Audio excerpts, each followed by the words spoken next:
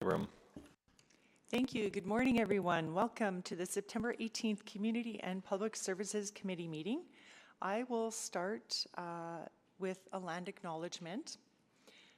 I would like to acknowledge that we meet on the traditional land of Treaty 6 territory and Métis homelands, and acknowledge the diverse Indigenous peoples whose ancestors' footsteps have marked this territory for centuries, such as Cree, Dene, Saulteaux, Blackfoot, Nakota Sioux, as well as Métis and Inuit, and now settlers from around the world.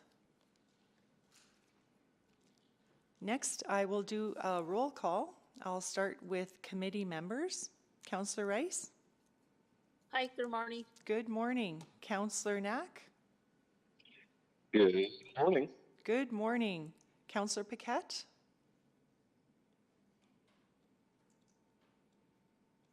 Councillor Paquette may not have joined us yet. I'm sure he will shortly. Mayor Sohi? I don't believe he's online. He may join us later. Councillor Wright? Good morning. Good morning. And I don't see any other councillors online. Oh, I see Councillor Paquette. Yes, good morning. Hi, good morning. And if there are any other councillors online, please let me know. All right, roll call is completed. Adoption of the agenda. Councillor Paquette, would you like to move adoption of the agenda?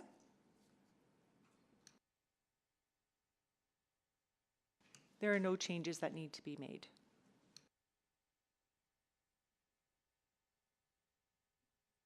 There we go. I would. I will move adoption of the agenda.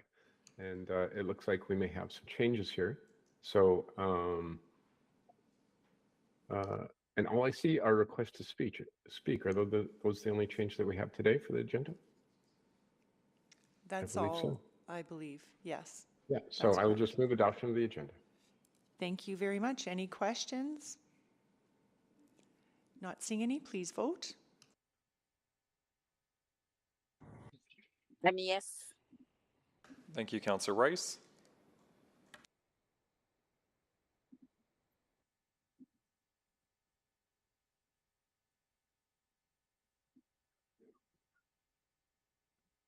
Sorry, mine didn't come up. I'm a yes.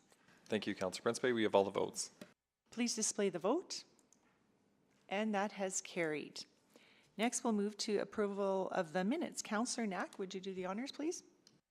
Absolutely, thank you. I'll move the adoption of the minutes from the August 28th, 2023 Community and Public Services Committee meeting. Thank you. Any questions, omissions, errors? Not seeing any. I'll ask committee members to vote, please. Yes. Thank you, Councillor Rice.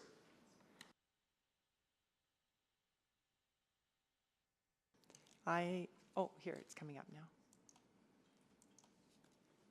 We have all the votes. Please display the vote. And that has carried. Next, protocol items. Yeah, I'm so excited I get to do a protocol item this morning. It is my absolute honor to acknowledge Gender Equality Week. The theme for this year's Gender Equality Week is United for Gender Equality, Stronger Together. Our city has become the strong, vibrant place it is today thanks to many contributions of all Edmontonians. And this week, we're recognizing the efforts of women and gender diverse people in support of our goal to build a more equitable city. These groups still face many barriers that the City of Edmonton is actively working to eliminate. This morning, I'd like to take a moment to highlight four of the many city initiatives that support gender equality. To support an inclusive and safe community, City Council approved the Anti-Racism Strategy and Missing and Murdered Indigenous Women's and Girls Action Plan. This work is championed and funded by Council to support education and catalyze action. One example of an anti-racism grant-funded initiative is the awareness campaign created by Sisters Dialogue. The campaign is fostering understanding and creating safe spaces for reflection, connections, and healing with Muslim women and girls. The beautiful photos are displayed around our city for all to explore and admire. Our city is also working hard to encourage more women and gender diverse individuals to consider frontline careers. Camp Inspire firefighting camps are designed to promote this career as viable and rewarding to marginalized communities. The most recent camp this past weekend and established the skills and confidence that a firefighter needs in the role. 30 by 30 is a coalition of enforcement leaders, researchers, and professional organizations who have joined together to change this. The City of Edmonton made a pledge to increase the recruitment, retention, and promotion of women in law enforcement to 30% by 2030. When our services reflect those they serve, our communities become safer and stronger. The city continues to update its internal recruitment process and related training to support the attraction and selection of diverse talent. The city uses targeted postings for women and gender diverse candidates to fill seasonal positions and has diverse interview panels to reduce bias. I would like to acknowledge the following teams who are leading these initiatives in pursuit of gender equality. Please stand as your team name is called and remain standing. The Anti-Racism and Reconciliation leads from the City Manager's Office. Edmonton Fire Rescue Services. Community Standards and Neighborhoods. And Employee and Legal Services. Oh, that's great. Thanks for being here today. Now we can clap. Thank you so much. On behalf of my council colleagues, thank you for demonstrating what it means to be stronger together.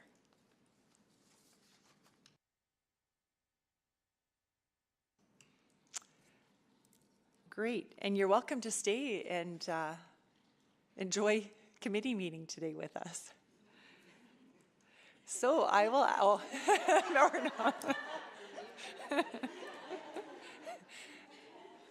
So next, I'll ask my council colleagues to sign up to select items for debate. Councillor Rice? Thank you, Chair Principe. I would like to select 7.1. Thank you. Councillor Paquette? Yes, with all the other options available, I'll select option 7.2, please. Thank you, Councillor Paquette. So both public reports have been selected for debate. Vote on reports not selected for debate. There are none. There are none, so we can move on to request to speak. Sorry, point of order. Maybe I missed it. Don't we have to vote on the request to reschedule, or did I? Yes, my apologies, Councillor Knack. You do need to vote on Yeah, 5.1 and 5.2. Sorry, yeah. I'll move those. Thank you, Councillor Knack. Any questions on that? No, please vote. Yes. Thank you, Councillor Rice. We have all the votes. Please display the vote. And that has carried. Thank you, Councillor Knack.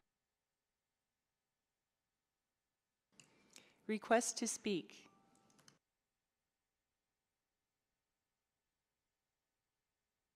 I will move that Community and Public Services Committee hear from the following speakers in panels when appropriate. Item 7.2, Early Learning and Care Steering Committee Recommendations, Potential Next Steps and Policy Options. We have Heather Raymond and Poverty Edmonton in person. Jeff Bizans, Edmonton Council for Early Learning and Care.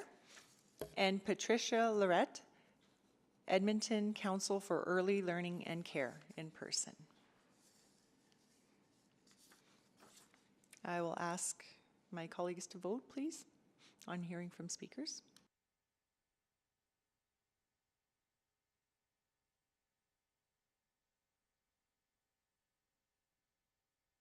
Yes. Thank you, Councillor Rice. You have all the votes. Please display the vote. And that has carried. Next, requests for specific time on agenda, none. Councillor inquiries, I'm not aware of any today. Reports to be dealt with at a different meeting, none. Request to reschedule reports has been voted on already. Unfinished business, none. And we are on to our public reports. Item 7.1, and I see the delegation coming up already. That's fantastic. So whenever you are ready, please go ahead. Thank you very much. My name is Jennifer Flaman. I'm the Deputy City Manager for Community Services. With me today, I've got Kim Brockhoff, Alexander Dick, and Kyle Jamandis for answering any questions. Before you today is a report brought forward annually seeking approval for the license agreement between Edmonton Minor Hockey Association and the City of Edmonton for the purpose of providing minor hockey ice time in City of Edmonton arenas for youth in the area. The Edmonton Minor Hockey Association's license agreement includes an initial booking request for the 2023-2024 winter ice season at the maximum amount of $4.67 million, therefore exceeding the delegated authority of the City Manager of $1 million, and must be approved by committee. I will now pass this along to Kim Brockhoff, Director of Customer Analytics and Digital Transformation of Community Recreation and Culture, to discuss the agreement further. Good morning. Through the city's fair and equitable allocation model for distribution of arena time to user groups of various sports, the Edmonton Minor Hockey Association, or Hockey Edmonton, takes part in the city's annual arena allocation process and receives their fair share of time based on their number of participants and the amount of time required to run their programs. For the 2022-23 hockey season, Hockey Edmonton represented 548 teams. The number of teams for the 2023-24 Hockey Edmonton season has increased to 556 teams across all age ranges, from U7 initiation to Junior A. Each team has approximately 15 to 20 players, with approximately 9,500 youth involved across the organization. Hockey Edmonton represents 21 community hockey district zones and 5 elite hockey clubs, including 3 different categories of sledge hockey and junior ladies programs. The Edmonton Minor Hockey Association's initial booking request for the 2023-24 winter season is for approximately 26,784 hours of rental time. The total amount due to the city, as well as the corresponding installments as set out in the license agreement, will be updated to reflect the actual amount owed after adjustments are made through the season. Edmonton Minor Hockey Association is a not-for-profit organization that places a high priority on diversity and inclusion, offering programs for all youth regardless of their gender and abilities. Thank you for your time today. We'd be pleased to answer any questions you may have. Thank you very much. I will just quickly ask the question. I just wanted to confirm, Ms. Flaman, that committee is able to pass this? It does not need to go to City Council, is that correct? Correct. Okay, thank you. And I will go to Councillor Rice. Please go ahead. Yeah, thank you. Thank you for the presentation. It just, I know our city is a hockey city. We love this type of sense. I just have a few quick clarification questions. The first one, and I just wondering why we put the maximum amount of this. Does that mean the maximum the hours they can use is based on that, or they cannot beyond that maximum hours? Because right now the hours is over 24,000, like something like that. Hello, Councillor Rice. We enter as a maximum amount of time because the total hours will change over the course of the season, but it will decrease. So we want it approved at one maximum amount and then it will settle into a smaller amount later in the season. Okay, wonderful. Thank you very much. And the second one is about the equity piece, because the committee has a different organizations. So that means we prove the agreement between our city and organizations at different time is based on their proposal hours, or we approve all the agreements with different organizations at the same time.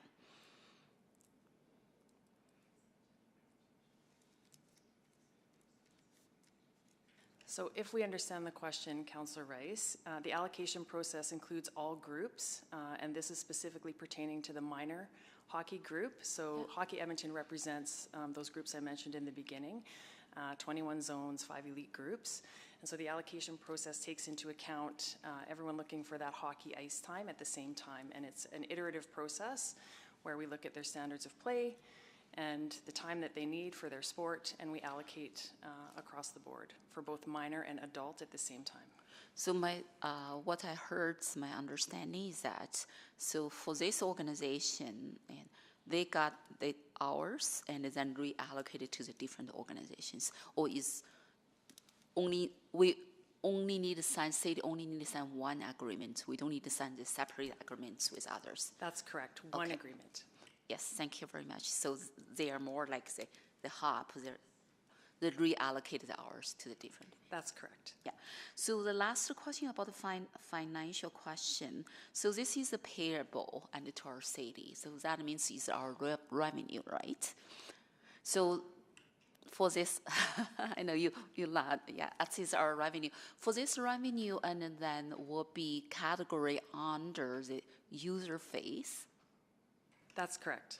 So if under user fees, every year's agreement, and then because we know the price change for other things, the price still keeps the same, or each year the price is changed?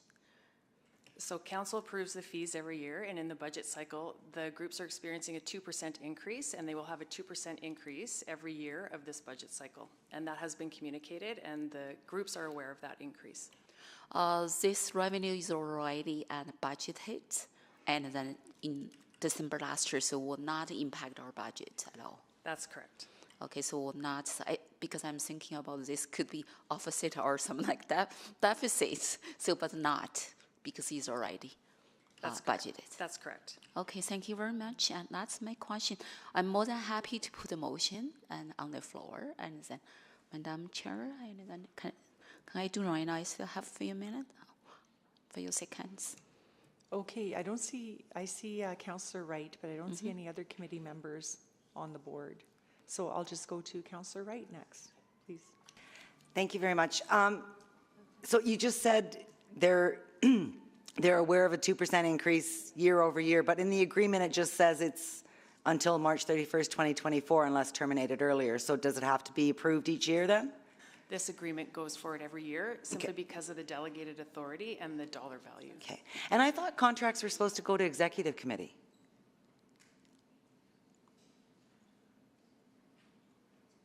Committee is actually authorized under the City of Min bylaw to approve contracts that exceed the city manager's delegated authority, any of the committees. Any of the committees? Okay, I'm just curious why it didn't go to executive. So when I do a quick calculation, it works out to about $174 an hour, right? That would be combined rate because it includes prime rate, Right. prime time rate, and non-prime rate. So what's our range for renting out ice time? In terms of the rates, is that what Yeah. you're asking? The rates this year, the minor rate, which is $162 an hour for prime time, and it's $96 an hour for non-prime time. Okay, you just said for minor, but I'm just wondering to the general public. So if there was a community group that wanted to rent the ice time for have a holiday party, what would they be charged? Well, our regular rates, the adult rates are $322 an hour for prime time and $192 per hour for non-prime time. So they're getting quite the deal. Yes, no? I'm just looking like these are public facilities, and so I've gone on to Move, Learn, Play to see if I could book something. For the months of October and November, the only times that I have available to book are in the evening of Thanksgiving and for about not even an hour on Halloween. I would like to also offer that these are not the only ice times available. Community leagues have over 92 other ice surfaces across the city. And just a reminder that there are 9,500 youth that are using this ice time. And so it's families that are paying Edmonton Minor Hockey Association and the 21 other organizations underneath that umbrella. And so I think it's in terms of equity and well-being and healthy lifestyles, that we do provide a rate that wouldn't get passed on to those families. Okay, and I know those fees are already quite hefty. Okay, now, under that umbrella organization, it's not all just Edmontonians. It is from the surrounding municipalities as well that also play here on our rinks, right? Hockey Edmonton does have an interlock process, or where they have the Edmonton teams play with the surrounding municipalities in exchange for ice times in their municipalities as well. Okay, and you had, I think in Councillor Rice's question, you'd answered that it's not just the minor hockey, it's also the adults that are included in this as well? Not in this particular agreement. What I was referencing was the general allocation of ice time across the city. Okay. I really am concerned that, you know, I've gone to the Meadows Arena and looking for, you know, what their schedule is. I see for the most part, it's public skating is from 6:45 a.m. to 8:15 a.m. There's some parents and tots classes scattered out. I'm just wondering if Edmonton Minor Hockey is monopolizing our public services, our public facilities. In terms of utilization of an ice surface, when you have hockey teams or those team events, you actually have a larger utilization of that ice surface per capita than you do on public ice, for example. And so we're just mindful of, we're trying to maximize the number of participants that are in our spaces. But your point is made, but that's also part of a larger allocation conversation. And as I mentioned earlier, there are numerous other ice surfaces available for the public to access. There's a lot of community league outdoor rinks, but not necessarily indoor when we're minus 30. Yeah, that's correct. Or when we're at plus 10 and the ice surfaces have melted on those outdoor rinks. I just got, there's also in the report, I think it mentioned that a review, that it's in line with the review that was done by admin. When was that review last done?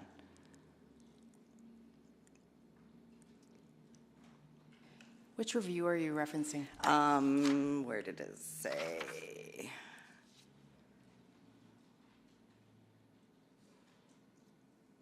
Somewhere in here it says the agreement is in line with, oh, in accordance with the approved standards. Oh, sorry, that's the association.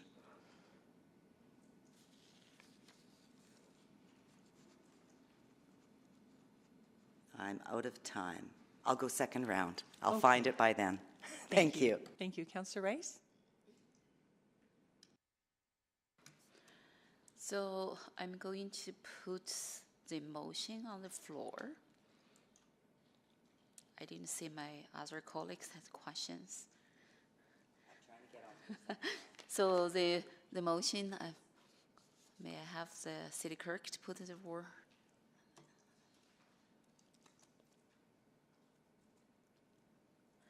I move that the license agreement between the City of Edmonton and Edmonton Minor Hockey Association for arena usage and for the 2023-2024 winter season for a maximum amount of $4,670,000 as outlined in attachment 1 of this September 18th, 2023 Community Service Report CS01659 be approved, and that agreement be informed and the content acceptable to the city manager.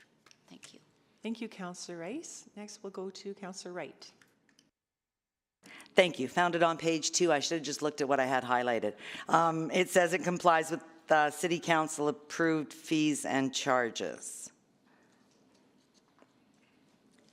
So when did City Council, I guess, last review this? Those were submitted as part of the budget process this past winter and put before council among all of the fees for user groups. Okay.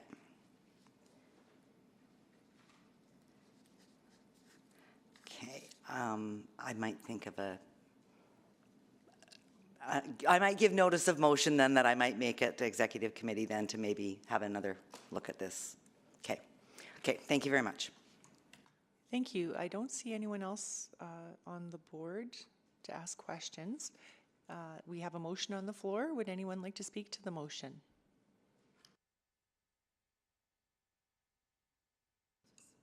Okay, Councillor Rice, would you like to close, please?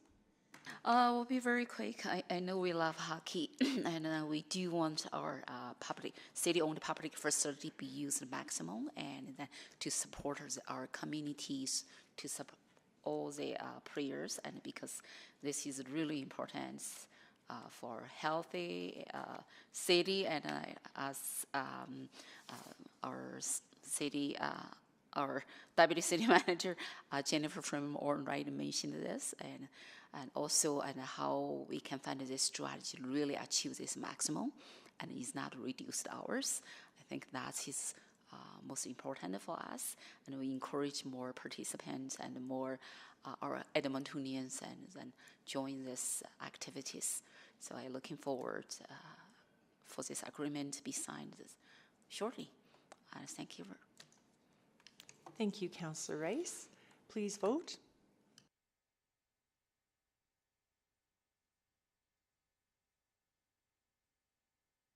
We have all the votes. Please display the vote. And that has carried. Thank you very much. So next we will move on to item 7.2, and we have some speakers here with us today.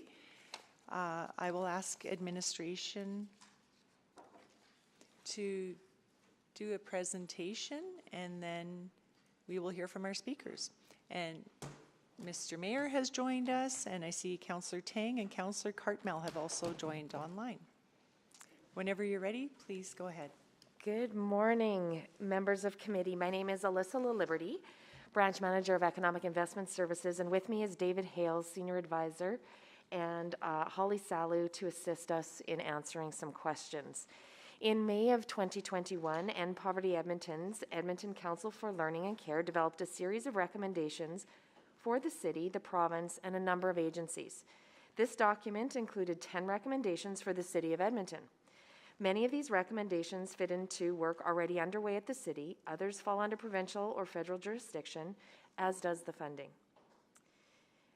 The work on these recommendations has continued on a number of fronts, and the circumstances that have changed are summarized for your reference in attachment 1 of the report. Administration recognizes that our part in early learning and care in Edmonton is an important supporting role. We will continue to work with other government jurisdictions, nonprofits, and advisory groups to provide applicable services at the municipal level while maintaining alignment with existing budgets and council priorities. Thank you, and we'd be pleased to answer any questions after we hear from our speakers. Thank you very much. I will ask our speakers to please come forward, and the clerk will show you to your seat.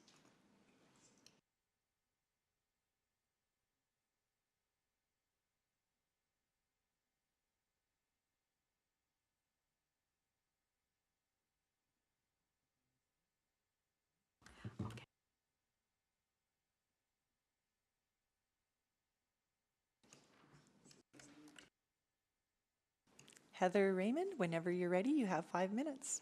Thank you. My name is Dr. Heather Raymond, Director of Early Learning and Care, representing End Poverty Edmonton. I wish to acknowledge our appreciation of the work of David Hale and the staff from Urban Planning Economy in preparing the report. End Poverty Edmonton is tasked to end poverty in a generation. Poverty undermines children's healthy development, increasing their exposure to food insecurity, substandard housing, family stress, and social exclusion. It makes them more vulnerable to chronic disease, school failure, and criminal involvement. And poverty disproportionately affects Indigenous and racialized communities. One of the key levers we can pull to end poverty is realizing universally available early learning care that is affordable, accessible, and high quality. The place of early learning care in poverty reduction space extends far beyond the provision of somewhere safe for parents to leave their children so they can go to work. Childcare is an essential social infrastructure and a critical component to alleviating child poverty, breaking generational cycles of poverty, and intergenerational trauma.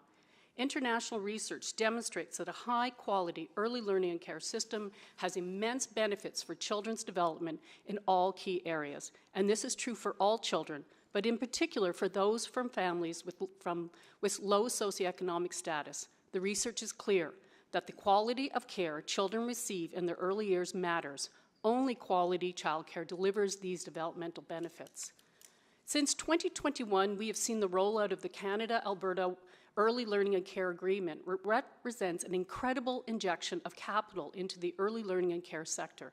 The legacy of this funding can be $10 a day childcare spaces scattered shot around the city randomly, fairly randomly, as providers are able to expand amid inflation and workforce crisis. Or an alternative strategy could be to involve municipal government, city and school boards with their more intimate knowledge of their citizens' unique needs and wants related to childcare to develop an intentional system of expansion to ensure the funding from this agreement is used to build a sustainable system that works and will stand to serve generations. The City of Edmonton's local government must insist they have a role in the intergovernmental discussions to ensure the agreement supports successful implementation of this new services in Edmonton. Our local governments, city and school boards know what's right for families in Edmonton and must play a role in providing input in what services are needed. And this can only happen if local governments are included in this important work. Our local government must insist they want and deserve to have a voice in the development of a universally accessible childcare system. The municipal government needs to highlight they have a legitimate right to be engaged with the higher order of governments to build a system that prioritizes supply-side funding to build a universally accessible system rather than enhance the current market-like patchwork that exists today. Why is a role for the city important? Jurisdictions that have some direct municipal involvement in early learning and care system building have more responsive and resilient childcare sectors that benefit everyone in the community, from the children attending the centers to the staff, to the parents who rely on childcare to allow them to work, to parents' employers who rely on their attendance to open their doors. The regions with the most successful and stable early learning and care sectors have publicly managed sectors with input from municipalities and their community members. Edmonton must find its voice in the early learning care space to ensure children and their families have their needs met. Focusing the voice at a municipal level will help ensure childcare is provided in a culturally responsive, inclusive, and just way that will best serve everyone. What's at stake? Without concerted system-building effort, we run the risk of the Canadian-Alberta Agreement expiring and having the only legacy be a reduction in fees. We have an opportunity to build a system that will best serve families, children's providers, and the educators that make it happen. They need the municipal governments to advocate for a system that will help contribute to the end of childhood poverty and contribute towards prosperity for all Edmonton citizens. Next, you're going to hear from an EP partner, the Edmonton Council for Early Learning and Care. The Council is a network of experts in the field.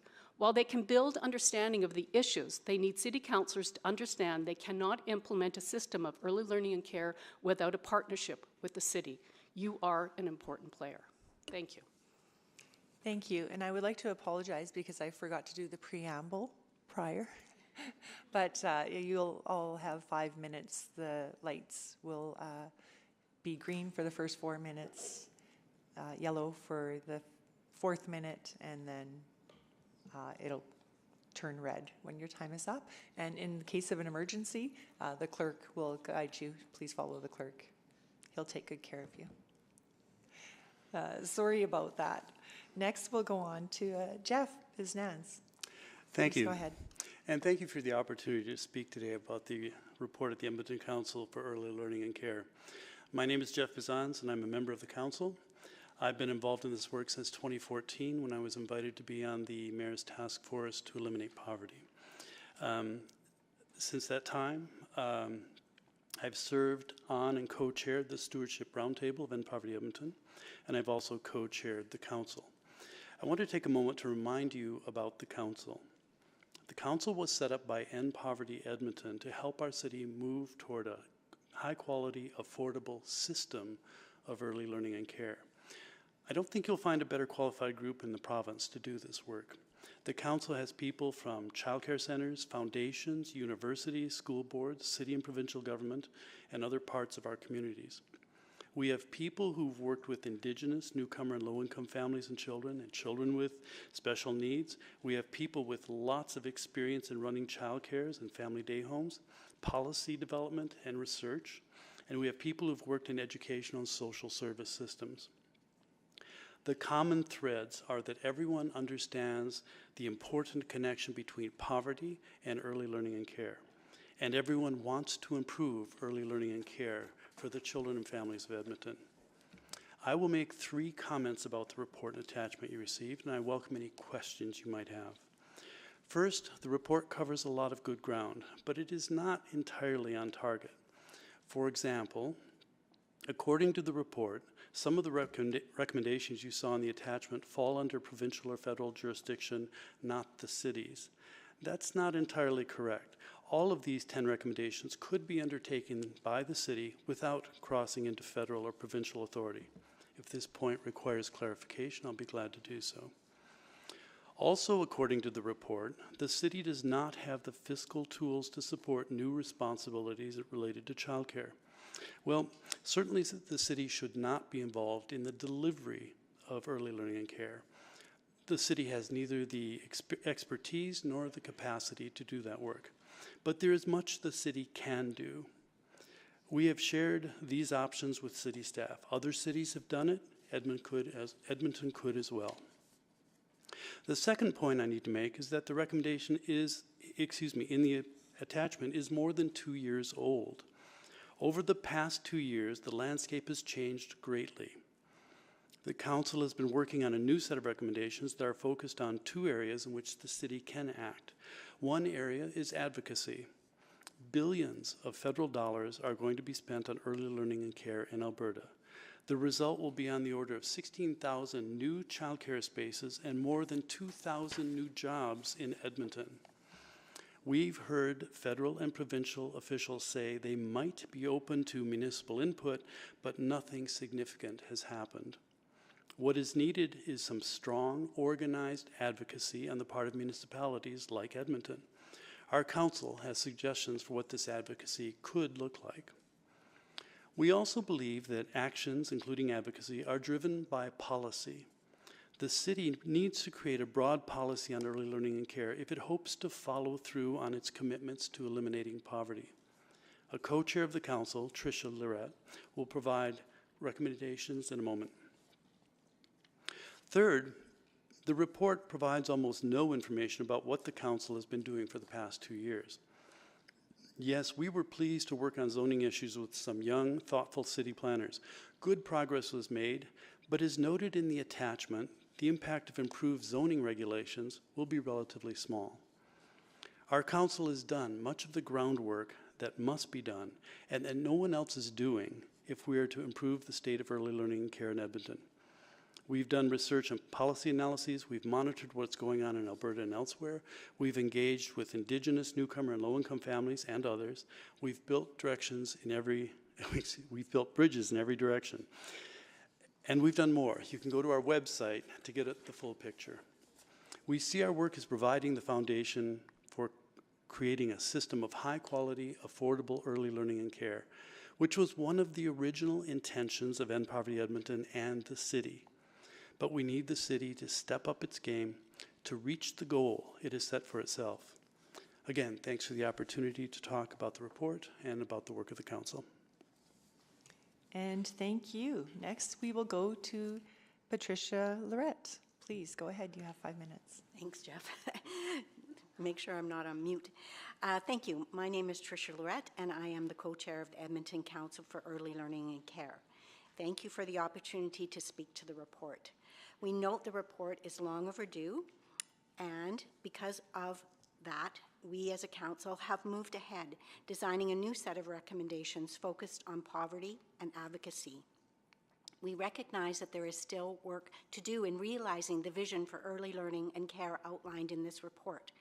Unfortunately, Edmontonians are still living with the limitations of market-based approaches for organizing, delivering, and funding early learning. This legacy means high costs for families. We have not reached $10 a day childcare yet, and it results in the uneven distribution of services and many low-quality, underfunded programs that are not meeting the needs of diverse families. Plus, as many of you have probably heard, we are currently contending with a shrinking, underprepared, and devalued early learning workforce.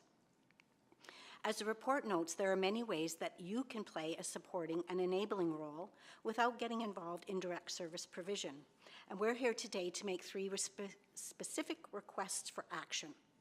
Firstly, we ask that the city work with us, the council, to devise and implement a strategic advocacy plan for early learning and care. We want the city to be a strong advocate in partnership with school boards, early learning and care stakeholders, other municipalities, the province, and the federal government. This would open the door for you to provide meaningful municipal input on decision-making related to local implementation of federal and provincial childcare policy. As a council, we're disappointed that the report seems to say, wait and see. Let's wait and see. We disagree. It's our position that the city must insist they have a voice and be heard within intergovernmental conversations regarding childcare. An active advocacy plan and a partnership role is needed for you to pursue your share of $3.8 billion in funding that is available. Successful advocacy would give the city greater agency to direct childcare dollars in a meaningful way, especially to the most vulnerable Edmontonians. Secondly, we want a policy. Please request the administration work with us and EPE to prepare and propose an early learning and childcare policy, preferably before the end of the calendar year. The policy direction outlined in the Edmonton Economic Action Plan and the City Plan is a great starting point and shows us the city is ready to play a part. However, an overarching city policy in support of quality, accessible, inclusive, and affordable childcare is still necessary. Why? Because Edmonton is still experiencing issues related to lack of access. There are only enough spaces for 34% of children, and there are still significant childcare deserts in the city where no childcare is available at all.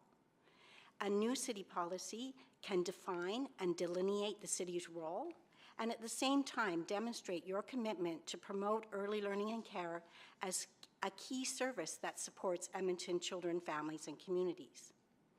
An overarching policy and strategy linked to the policy statements already noted in the report can ensure that systematic, coordinated solutions are translated into programs and services that are responsive, intentional, sustainable, and accountable. Our third ask, please assign administrative staff to work on promoting early learning and care on behalf of the city. Dedicated staff are needed to support the implementation of the city plan in relation to early learning and care. There is an urgent need for coordination, planning, and making connections across the corporation and its departments. It's essential that dedicated staff are assigned to work with the multiple stakeholders, including End Poverty Edmonton, Edmonton Council for Early Learning and Care, and school boards, and also with cultural communities representing Indigenous and newcomer families, for example. In closing, with unprecedented access to federal dollars, we sit at a key turning point, one that requires an urgency to act. The three actions I have outlined will produce forward momentum and concrete steps to build on the progress already made. I would like to propose a motion today that the administration work with early learning and care to forward an unfunded service package for consideration as part of the supplemental operating budget. Oops. Should I just continue? Sorry.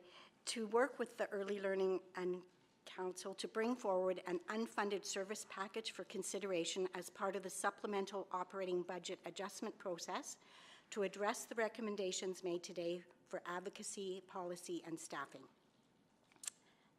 We really appreciate your support and hope you will continue to work with us to ensure our shared vision for early learning and care. Thank you. Great, thank you. Okay, I will ask my council colleagues to sign up, please. And Councillor Paquette, you had selected this item. Would you like to go first? Oh, sure. Thank you. And thank you to our speakers. And I would be pleased to put a version of that suggested motion on the floor. It's got to be a little bit tempered for council consideration, but absolutely. I think my first question will go to Jeff. I'm wondering if you can elaborate on the work ECL has done over the years. You mentioned that that wasn't actually reflected in the report the way that you would have preferred. Well, the report was just on the recommendations, I understand that, but the ECLC has done a great deal of work. As I mentioned before, we've done policy analyses on what's going on at the provincial level. We're keeping track of what's going on across the province across the provinces as the federal-provincial agreement is rolls out across different provinces. We've done a lot of work. We've commissioned reports and done a lot of work in terms of finding out what Indigenous parents want to see in high-quality childcare. We've done some excellent work, I think, and especially in finding out what newcomer parents and the people who work with newcomer children want to see in early learning and care. All of this is important for making sure that when things happen in Edmonton, they're done in a way that will not just provide spaces and not just provide $10 a day childcare, but will also provide high quality childcare that's inclusive and accessible. The list can go on, Councillor Paquette. Have I covered enough things, or would either of you like to add? Well, I mean, the floor was yours, but I also should note that I don't see my timer going down. So I'm getting an extended period of questions here. Maybe I'll just knock off a minute by my own volition. Or keep going. Okay, so next, oh, there we go, 2 minutes. Tried to sneak one in.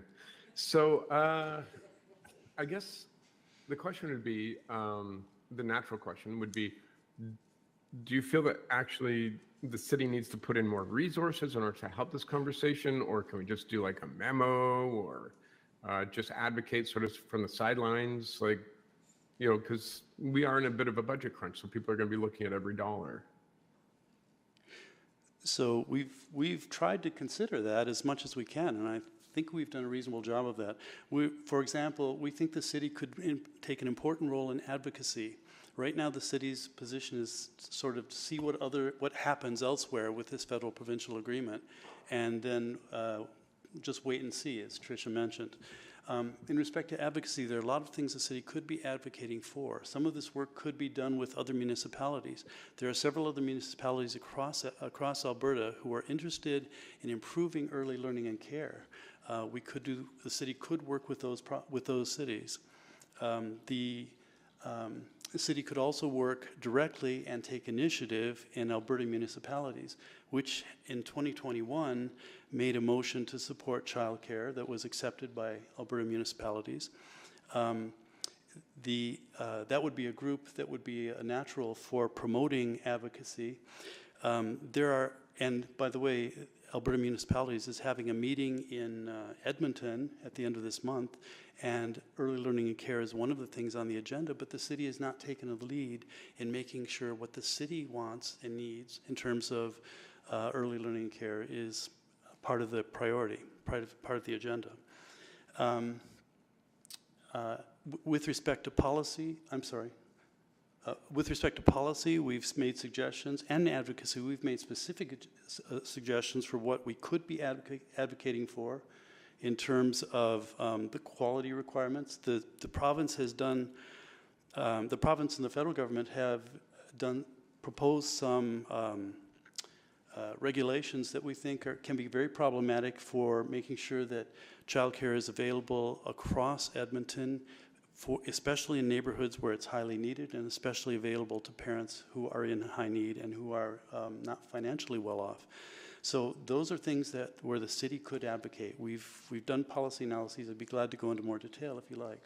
And finally, we think we need a person, and this is what Tricia's third recommendation, we think we need a person in the city who can work actively on this file, not just represent the city at meetings, which is happening now and which is helpful, but the city needs to have, we believe the city needs to have someone who can dedicate time to this issue and essentially work effectively within the corporate entity of the city and help identify ways across departments where the city could contribute to early learning care. Heather, or you might have more to say. I think we're out of time for that. He could come back for another round. Next, we'll go to Councillor Rice. Thank you. So first question, thank you everyone for taking time to come here to speak. As a former educator, that is my first career. I really understand the importance of the early learning and the care. So that is how our child and grow up. And so thank you for all your work you have done. So the first question go to Dr. Raymond. Specifically, I heard talk about the city law in this important work, and also I heard you talk about the 10 recommendations. Some are recommendations for city, some for other government levels. Can you give me some thoughts you on and for the recommendation back 2 years ago and in May 2021? So those recommendations for the specific for the city, how did our city do in those? Implement on these recommendations from your perspective? That's a very good question, and thank you for it. I think, as Jeff pointed out, there's a good working relationship. You have had a representative at the table. You've looked at some of those recommendations and looked at how they fit into your system. But I think the piece that we're advocating for and wanting to talk about is that advocacy piece. It's beyond, looking at our own policies within the organization, but how do we influence the dialogue that's out there now with that great opportunity with the federal money that's making its way into each province. And some of that, to me, would be, that recognition of early learning care as a key component in supporting families. Those outward statements coming from the organization of the city. A clear public commitment in terms of supporting, promoting that, a statement as an organization, we believe that's what childcare should look like in our city. An alignment of that city in terms of a statement about the necessity and value of partnership. We have this opportunity. So I think you've looked at your internal. What we need now is to look externally in terms of how do we influence the dialogue. And that, to me, would be that strong statement about the necessity and the value of partnership to ensuring effective and efficient programming service delivery in our city so that it goes beyond just going to $10 a day, but really reflects our community and meets the needs of all the diverse families within our community. Okay, thank you. And I think this is really in alignment with the recommendation you just requested. So thank you for answer. And then the next question I'm going to Mr. Bozans. And in your presentation, you specifically talk about one lack of the connection and between the current work and the zoning bylaw policy. So can you explain a little bit more about that connection between the city's current initiative for the zoning bylaw renew and for the child care and early learning? If I mentioned a lack of connection, yeah. I might have misspoken. I think my point was that we were really happy to work with city planners on zoning regulations, and that led to some nice improvements. What I said was that by itself is not enough. The zoning improvements will be helpful marginally, but they won't come close to creating the environment for the number of spaces that will be needed in Edmonton if we're to take advantage of the federal provincial agreements.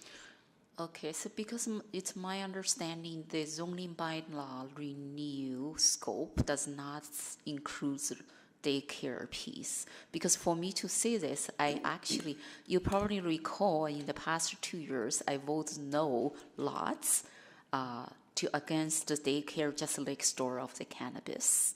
And then I voted no lots for that. And for the zoning bylaw, and we didn't have that specific piece really covered under scope and in terms of separation and between the daycare and also the cannabis store.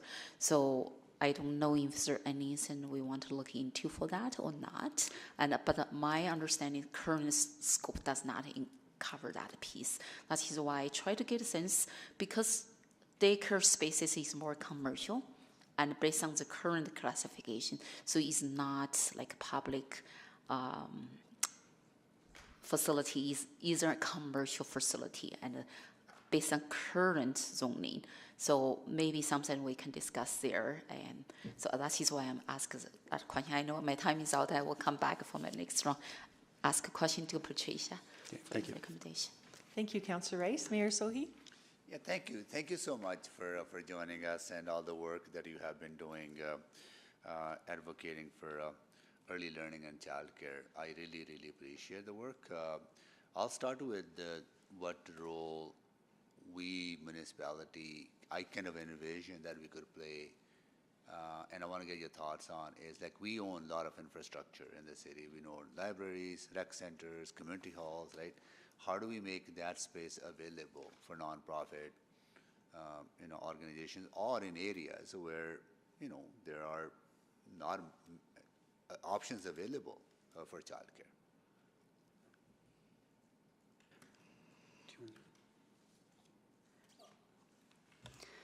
I think that there is a move that you can do in terms of providing dedicated, purpose-built or retrofit space at, reduced rental rates for early learning and care.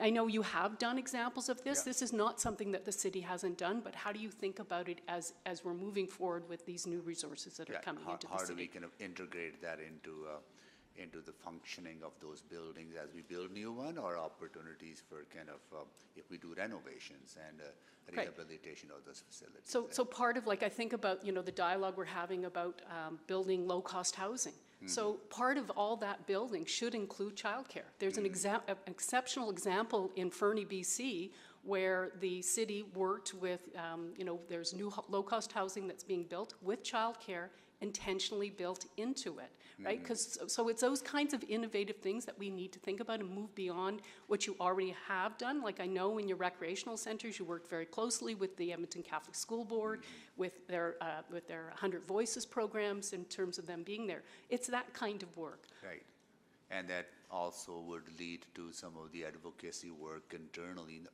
say with school boards, right? And also maybe with the private sector building owners and all that. So is that what you're saying, that when you talk about kind of coordinated advocacy, that's what you're kind of referring to, just, making sure all the stakeholders and players we're kind of have a plan in place for that? Right, and I think it would need the leadership of the city to invite those partners to the table to say, where are the deserts in our city? And then how do we build in the places where we don't have childcare meeting the family's needs? And then, looking at the projects and the resources and supporting people to apply to the government for, the dollars to be able to build those spaces, right? So I think it's that kind of conversation where we have to go beyond thinking it's not our place. And really it is our place. It's our city, and we need the leadership of yourself and your colleagues to say, we want to be part of the dialogue, and we want to invite our other partners to the table to start brainstorming and working on that. So one is that community coordination, right? Yes. And, we would love to have a seat at the table with the provincial and federal governments, right, on many files, including this file, right? But that's pretty... that's not how those governments see municipalities, right? Unfortunately, right? But I agree with you, pushing for that change and coordinating that effort with other municipalities through Alberta municipalities or Federation of Canadian Municipalities. I agree. Those are all great places to do that in terms of having that shared conversation. And I think you might not be able to get it to the table, but I think the city can have a strong statement about what it values in terms of early learning care in our city and its development, and be public with it. Yeah, and also coordinate. I think it will be more powerful if all municipalities through Alberta municipalities are making that kind of statement. But I hear you on that aspect, right?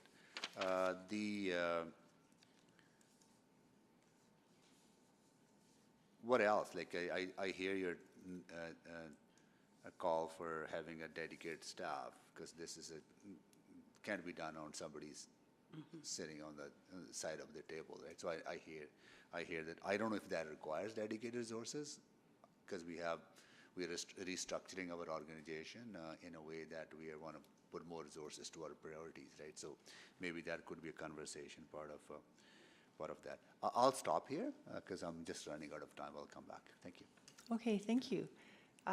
Next, I have a couple of questions. Oh, and Dr. Raymond, I just wanted to say that, yeah, I agree with you about having childcare in something that I brought forward or for consideration was childcare in the mixed income housing, because it would also not only be beneficial to those in the for affordable housing, but it's also an incentive or an attraction for those that for at market rate to have childcare there. So that is a great idea. I do have a question though, and Mr. Bazans, you might be able to answer this. Are day homes at all considered? Is there any kind of training provided or supports for day homes to be filling this void? Yes, family day homes, in Alberta they're called family day homes. They can have up to 6 children within a day home, plus any children of the parent who might be running the day home. Day homes are an important part of this, and day homes, family day homes, are covered in the federal provincial agreement, so they can receive funding if they're licensed. The federal provincial agreement, when it began to provide grants so that fees can be brought down, many day homes that were not licensed have become licensed, which is a step in the right direction, because if they're licensed, they're more closely monitored. There's still concerns about, as with childcare centers, there's concerns about quality in day homes, not day homes in particular. Some are wonderful and some less so, but that becomes an issue. So monitoring what's going on in day homes becomes an issue. But yes, it's definitely part of the solution. Yeah, and that was kind of my question. Is there any kind of supports for them, for the day homes, so that they can give that quality daycare? Right. So day homes are individual private operations that are supervised by family day home agencies. I think there's a better name for it than that. And licensed day homes are day homes are supervised by licensed agencies, and those agencies can and often do give excellent support, including professional development, but also advice and other kinds of supports to operators of family day homes. So they're part of the solution here. Day homes could be especially good for the flexibility issue. There's a hope that when this system that's envisioned by the federal government is built, that there will be more flexibility available for example, parents who have, in the trades, for example, who have unusual hours. That's become an important issue for some families. Okay, great. And then what about family supports, having family filling that void, being the child care? Or like... The federal money that's made available is for out-of-home childcare, other than family day homes, is for out-of-home childcare. So it's not directly funneled to family supports. However, and Tricia's operation at McEwen has been a leader in this, a really good, high-quality childcare center will work closely with families. And Trish, you might want to speak more about this, but they provide a lot of support to families, directing families to services and so on. Sometimes we think of childcare providers in a high-quality childcare center as being first responders, often identifying problems and helping families to link with supports that exist. Right. Yeah, I was thinking more of having family being the child caregiver and being able to do the learning too, like having supports to know how to teach and how to, give that great foundation to the kids. Patricia, do you have anything to add? Thanks for that question. I think your microphone is off. Oh, there it goes. I think that we envision childcare as that wraparound service. It's not just for children. As Jeff said, those frontline educators are often the first person that a parent comes into contact with. They're the first person to hear what their struggles are, whether they're food insecure, whether they're housing insecure. And so we envision that childcare as operating that way. And part of the role of those early childhood educators is supporting parents in their parenting decisions and choices. My colleagues who run at Terra Early Learning Center can tell you lots of stories about how they've supported those young parents, particularly around decisions in terms of feeding and sleeping patterns and all that. Yeah, thank you. My time's almost up. I just wanted to, it was more about like grandparents taking care of the kids, and are there supports for them in order to know how to educate earlier? But you know, sorry, my time's up. So that was just the point I was trying to get across. We'll just go next to Councillor Tang. Please go ahead. Great, thank you very much, Councillor Principe. Thank you all very much for coming out today and sharing your perspective. I guess back to Jeff, and want to pick up where Councillor Principe was going.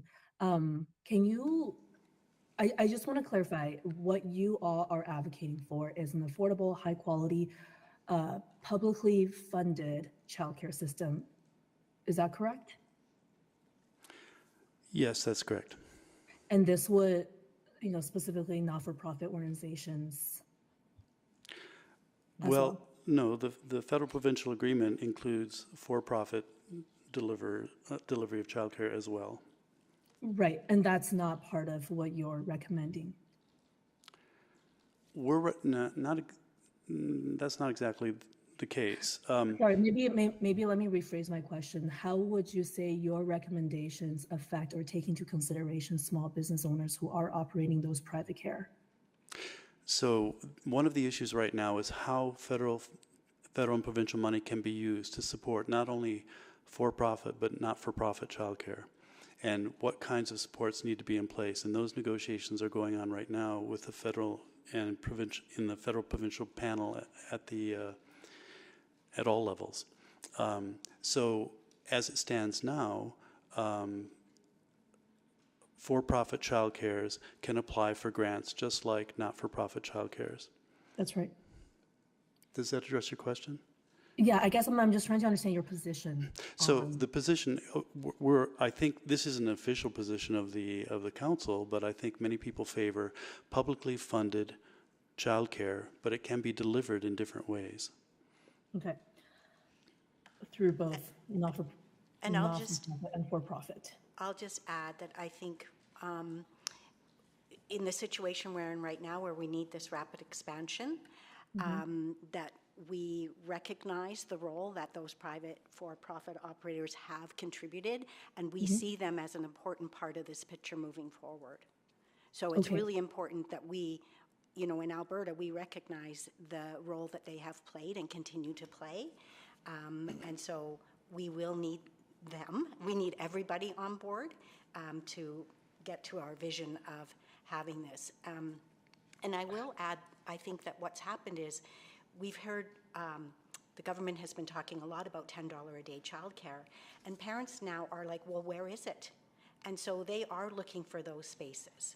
And so we do need to respond to that demand, which is putting pressure on everybody, for-profit and nonprofits as well.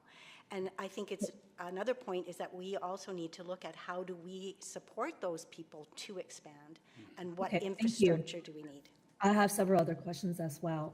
You mentioned you see city playing a supportive role. Can you talk a little bit about the advocacy you have done over the last few years with bodies that do play a lead role, including province and school board? Advocacy that the council has done? Yes. The council meets regularly with people from provincial agencies. The council, one of the members of the council is on a federal advisory committee. We've met with school boards. We have met with business community members. We try to meet all over the place. We've done policy analyses, that is analysis of the kinds of the policies that the federal and provincial government have proposed. And we've tried to point out what the shortcomings are, what the strengths and the shortcomings are in those analyses, and how they would affect families with low incomes, and how they would affect Edmonton. And so just in terms of your asks today, then you really want to see the city kind of joining you in that effort, correct? Yes, we're a small operation, mostly volunteer, and our ability to advocate on the level that's necessary is quite limited. So, and I also just want to understand better the role of End Poverty Edmonton, that because it has, you are speaking on behalf of the organization as well. We've allocated permanent funding of 2.1 million, and I understand part of it does go towards your work, but what you're asking for is greater funding on the city side to support you in this work. Is that correct? That's correct, Councillor Tang. Yes, you do support End Poverty Edmonton quite generously, and part of it is to support the Edmonton Council for Early Learning and Care. We provide backbone support to the council, and as well, we use some of the resources that you've given us to do some of that intensive research that's necessary to be able to bring to the dialogue, what does it look like when municipalities support early learning and care. And again, I think, Councillor Tang, you are correct. We're asking for you to be more outward forward. Thank you. I'm out of time. Thank you, Councillor Tang. Councillor Paquette? Oh, thank you. Yeah, so just really quickly, Patricia, I think that the way that you phrase it is that like even an FTE, just one FTE dedicated to this would actually make a big difference. So there's a whole suite of options we could look at. That could be one of them. So if we were to look at how this might impact us organizationally or budgetarily, it looks like it's very minimal, but it would yield great results in this effort, is what I'm hearing. Yeah, that's correct. Yeah, okay. And Jeff, maybe we can backtrack a little bit because people are going to be asking, okay, so what's the value for the dollar here? And I remember that when the Kathleen Andrews bus station or bus garage was designed, they wanted to have a daycare in it, but it actually wasn't appropriate space for a daycare at the end of the day. So there was all that investment made that couldn't be utilized. So if we had had some dedicated staff and dedicated conversations around this, we might have saved ourselves a lot of money. That's certainly the case. Part of the problem here is even if the city has good intentions to make space available, there needs to be an overall plan because we're essentially talking not just about the children of city employees, but we're talking about children in neighborhoods. And I think the big issue here is how to go about planning and management in a way that optimizes the dollars that become available and the spaces that are available. Right now, there's no central planning or management. If we look at education and the city, there's this joint, what's it called, Joint use agreement. Joint use agreement, right. So there's formal, sorry, there's a formal way to approach these problems. With childcare, even if the city says, we want to make a ton of space available, there's no one to go to say, where is that space most needed? What's the nature of that space that would be best for this community? There's just no central planning, and that would really, any moves we can make toward that would be very, very helpful. Yeah, so we basically need the resources to develop a sensible, cohesive plan, because if there are federal or provincial dollars or policies incoming, the city has to be ready to accept those dollars and to help have a place where that funding could go in order to distribute a little bit more effectively beyond just the for-profit sectors. Can I say also, not just accept dollars, but look for dollars. The federal government over the past couple of years has made money available for capital investments, and we have, as a community, because there's no plan, we have not been able to jump on those things. So I think it's also preparing for opportunities in the future. Right, so a dollar invested is going to yield way more dollars in return, is what it sounds like. And oh, go ahead. And by the way, that's generally true with childcare. There are tons of economic analyses to show that the benefits in terms of tax dollars and other kinds of benefits outweigh the costs of the initial costs of childcare. Right. Okay. So yeah. So essentially, your message is municipalities can't just sit on the sidelines. We should have a policy. We should have a dedicated FTE. We should be talking to other municipalities about that, so that municipalities who basically are frontline and know this stuff maybe a little bit more than anyone else as far as the resident experience can help inform provinces and federal governments, aside from just like writing them a letter and saying, hey. Exactly. Okay. All right. And this also falls right into community safety and well-being and reconciliation efforts, doesn't it? Because, hey, I remember myself with 2 kids as a young guy just struggling. Yes. So how would that impact community safety, well-being, and reconciliation? There are many ways. It all depends on how it's done, of course, and that's one of the things we're concerned about. Is that right now there's no good plan for actually implementing all these spaces that could become available with the needs of particular communities. We have done a great deal of work so far on what Indigenous parents want to see in early learning care and what newcomer parents want to see in early learning and care, and we think that should feed into the planning process. But there needs to be a planning process. Yeah, so minimal investment, maximal yield. All right, thank you, I'm out of time. Thank you for the questions. Thank you. Councillor Rice? Thank you, Chair Principe. So my question goes to Patricia, and for the 3 requests and you put into the recommendations. I want to make sure the understanding is correct, my understanding. So, because our city's role here is not service provider, specifically is more about the advocate or support in labor role. So that is our city's plan right now. So for the unfunded service package, is the only request is focus on the staff, or this unfunded service package, including other type of the cost or budget inside? So the 3 requests were for an advocacy strategy and plan, for a policy, for the city to make a policy, and for some dedicated staff.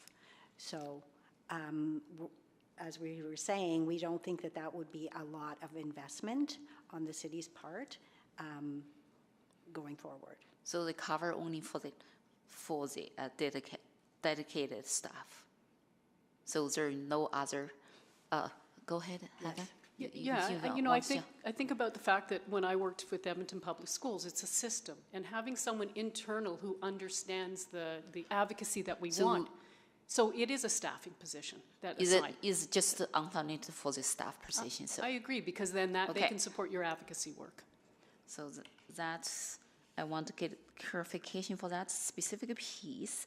And in terms of I agree with you, this is a systematic approach. It's not just one piece, and because everything is linked together. Specifically, what I can say from our city's effort, and do you think in terms of delivery, in terms spaces, in terms resources, and our city's role in more about we can find some available spaces to support services to be delivered? And if that is the case, because I really like Jeff, the point you brought out, could be like public funded, like early learning and care. I do not want to only say the child care, because early learning is an important piece in that. Can be delivered in a different way, different model.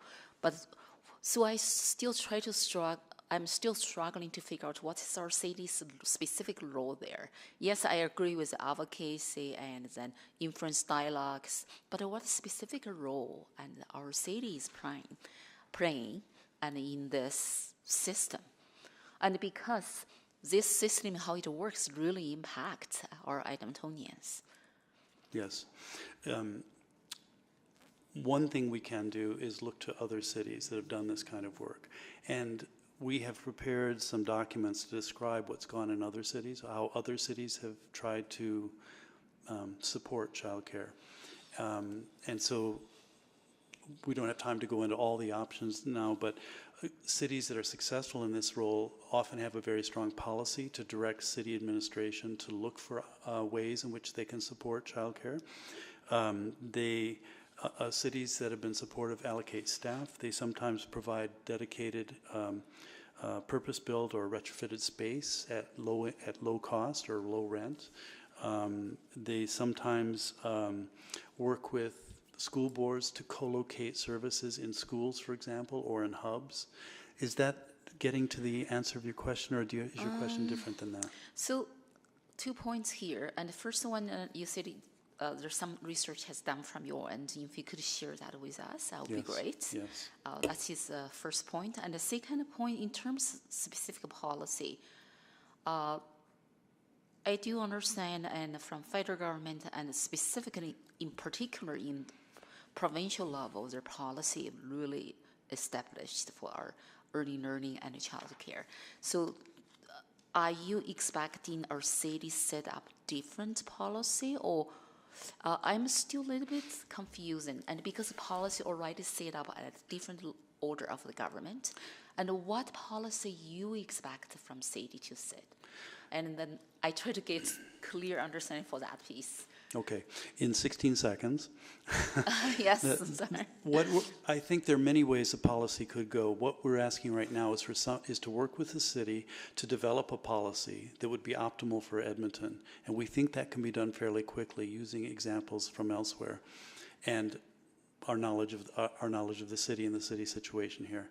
So policies can be done, they can be very helpful, and what they tend to do is direct city staff to look for ways to support early learning and care.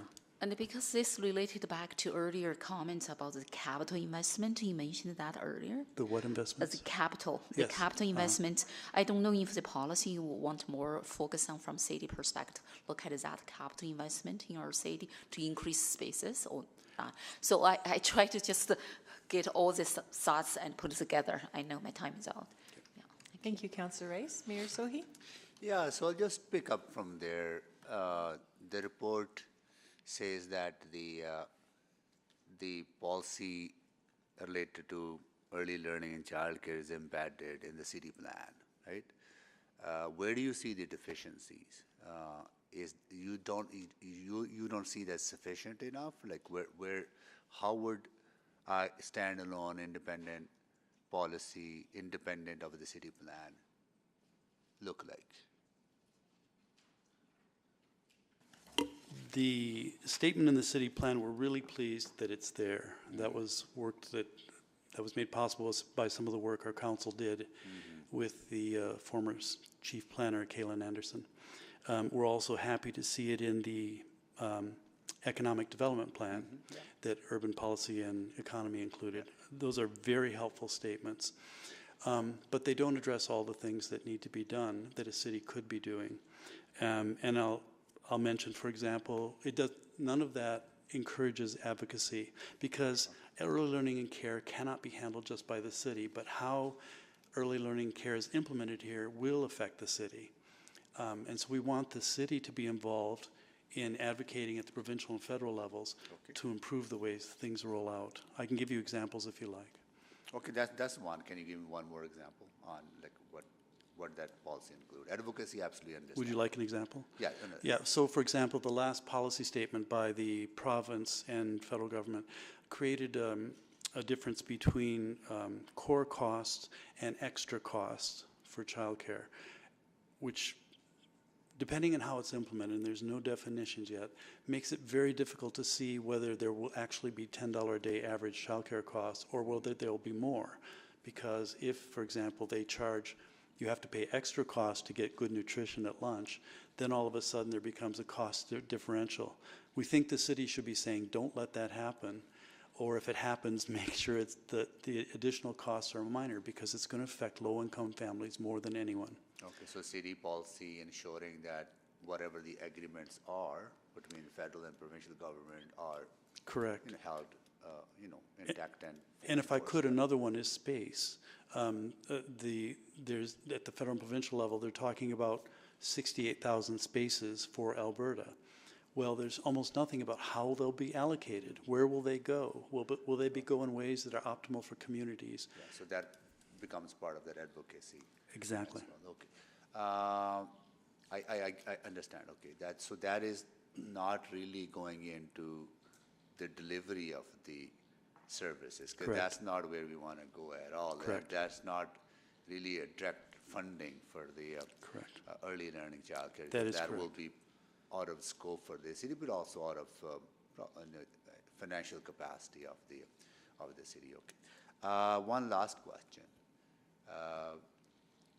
The city staff, a dedicated city staff, right?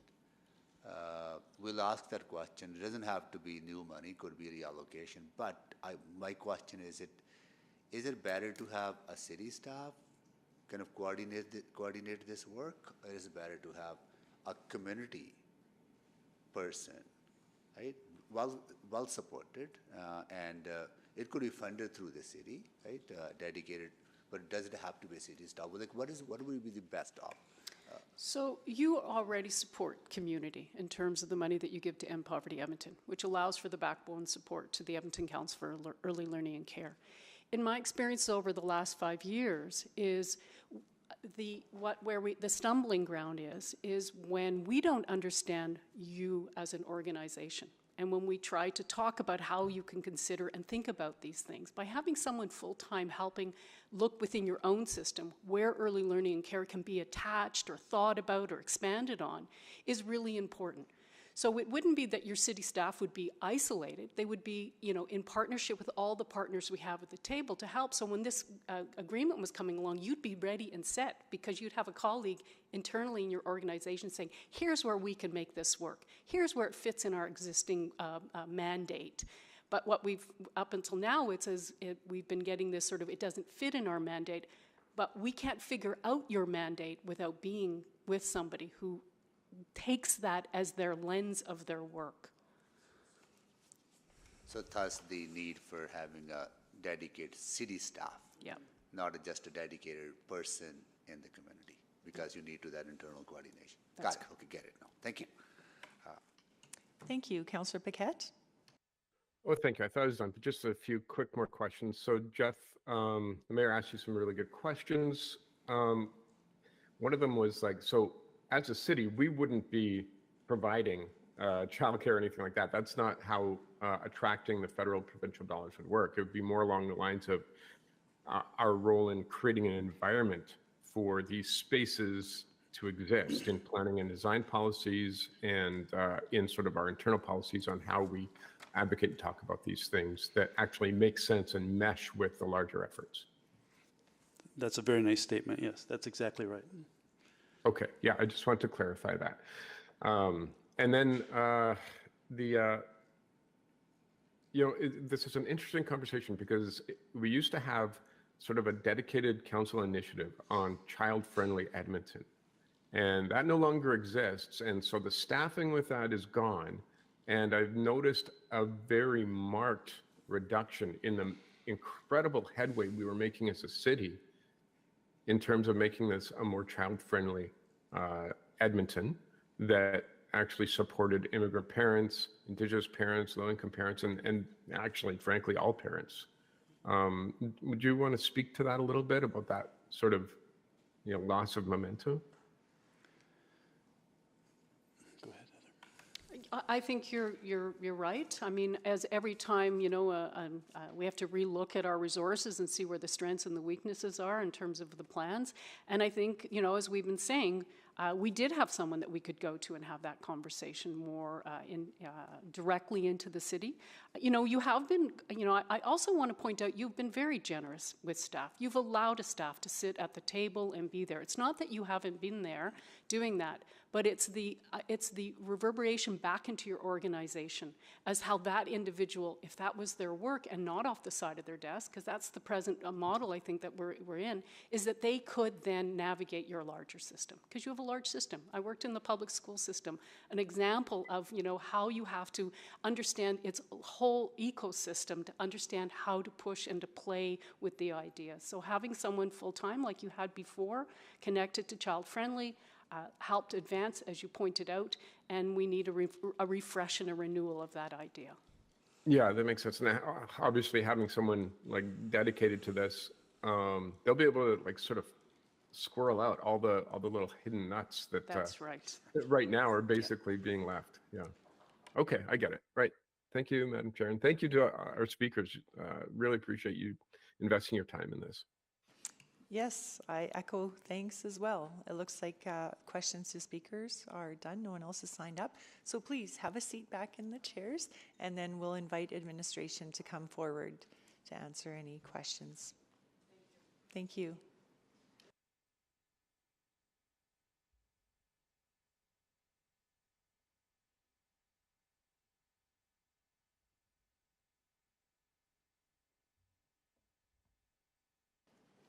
Councillor Paquette, I'll go to you first. Please go ahead.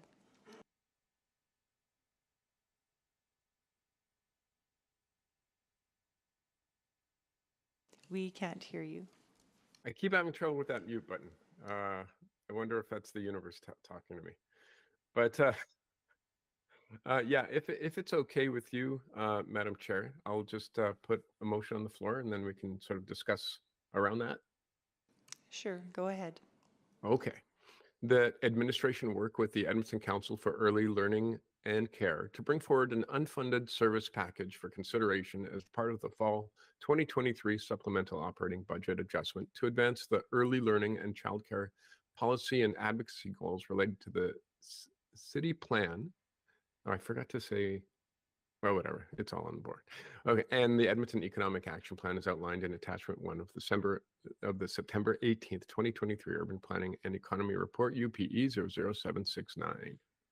So one thing that we'll notice is that to introduce it, the motion says with options. So that means that the option could be that they come back with the unfunded service package and say, actually, there's nothing that you have to fund because we found a way to do this internally, which is great. What this motion really is sort of risk mitigation. If administration takes a look at this and says, you know what, we actually might need to allocate, just a little bit in order to advance this work, and here are the options that council can choose from that, then that helps us to ensure that we're going to move forward with ensuring that our children in Edmonton have appropriate care. So that's just sort of a quick introduction. We've heard from the speakers very much that this is very much needed and wanted, and it doesn't, in fact, all it does is support the provincial and federal governments in being able to have a successful rollout of their initiatives. So thank you. And if it's okay, I'll just start with asking questions of administration. Yes, please do go ahead. All right, thank you. You were very gracious. So yeah, to administration, maybe we can talk about that a little bit. One of the things that was raised was that the council actually had a very strong momentum on sort of this sort of work, but when COVID hit, a lot of things fell off the rail. A lot of things suddenly lost their funding, and there was actually dedicated funding toward this kind of concept. Like, how do we ensure that there is optimal delivery of childcare? I'm assuming that money got reabsorbed back into the system and was never reallocated? Councillor Paquette, the answer is yes and no. So we still have a dedicated resource. It's not a full-time FTE. It's part of someone's position that has a focus on this work. And one of the things I just want to clarify, you mentioned the delivery of these services. So as you mentioned, we don't deliver. Correct. So the work has continued. So in terms of the inclusion of childcare in City Plan, which is our city plan, city building policy, in Economic Action Plan, that work is right at the forefront of how we build our city, and that continues not only for this one liaison that we have working with ELC, but through other areas of the organization. And you'll see that when we've set up childcare operations in our recreational facilities and made decisions around some of those operators where there is an early learning and care component when those decisions are made. So although one individual may seem like not having one person totally dedicated, that there's less, there is a system, and there is elements that are paid attention to because this is right in our city plan and in the Economic Action Plan. Yeah, and absolutely. Like, let's make it very clear that administration does a great job. And we understand that you're working very, very hard. This is not a comment on, the work that people are doing. But generally speaking, when we have, more eyes on an issue and more dedicated eyes, we tend to be able to sort of see things maybe in a way and make bridges that maybe are a little bit less optimal if it's not dedicated. Would that be fair to say? I think it's fair to say that more resources and more time on a particular issue will have more momentum. Can't speak exactly to what happened during COVID, But I can speak to where we are today and where the focus is and where we hope to continue to be working as appropriate on this topic. Yeah, I appreciate that. And then as far as, you know, going back to community safety well-being and to um, reconciliation and to the fact that we have more newcomers in Edmonton and a lot of people are struggling. This work that your team is doing, how much interaction and conversation is happening with more of our like city planning folks who are working on zoning and the zoning bylaws and how spaces could potentially be set up for allocation or to take advantage of potential childcare opportunities? Is there a lot of back and forth there?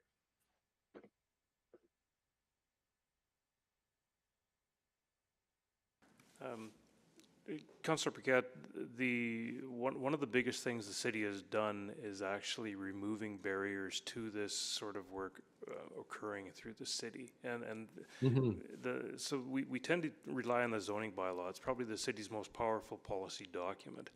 So what it's done philosophically is say that childcare facilities, services are an integral part of all neighborhoods now.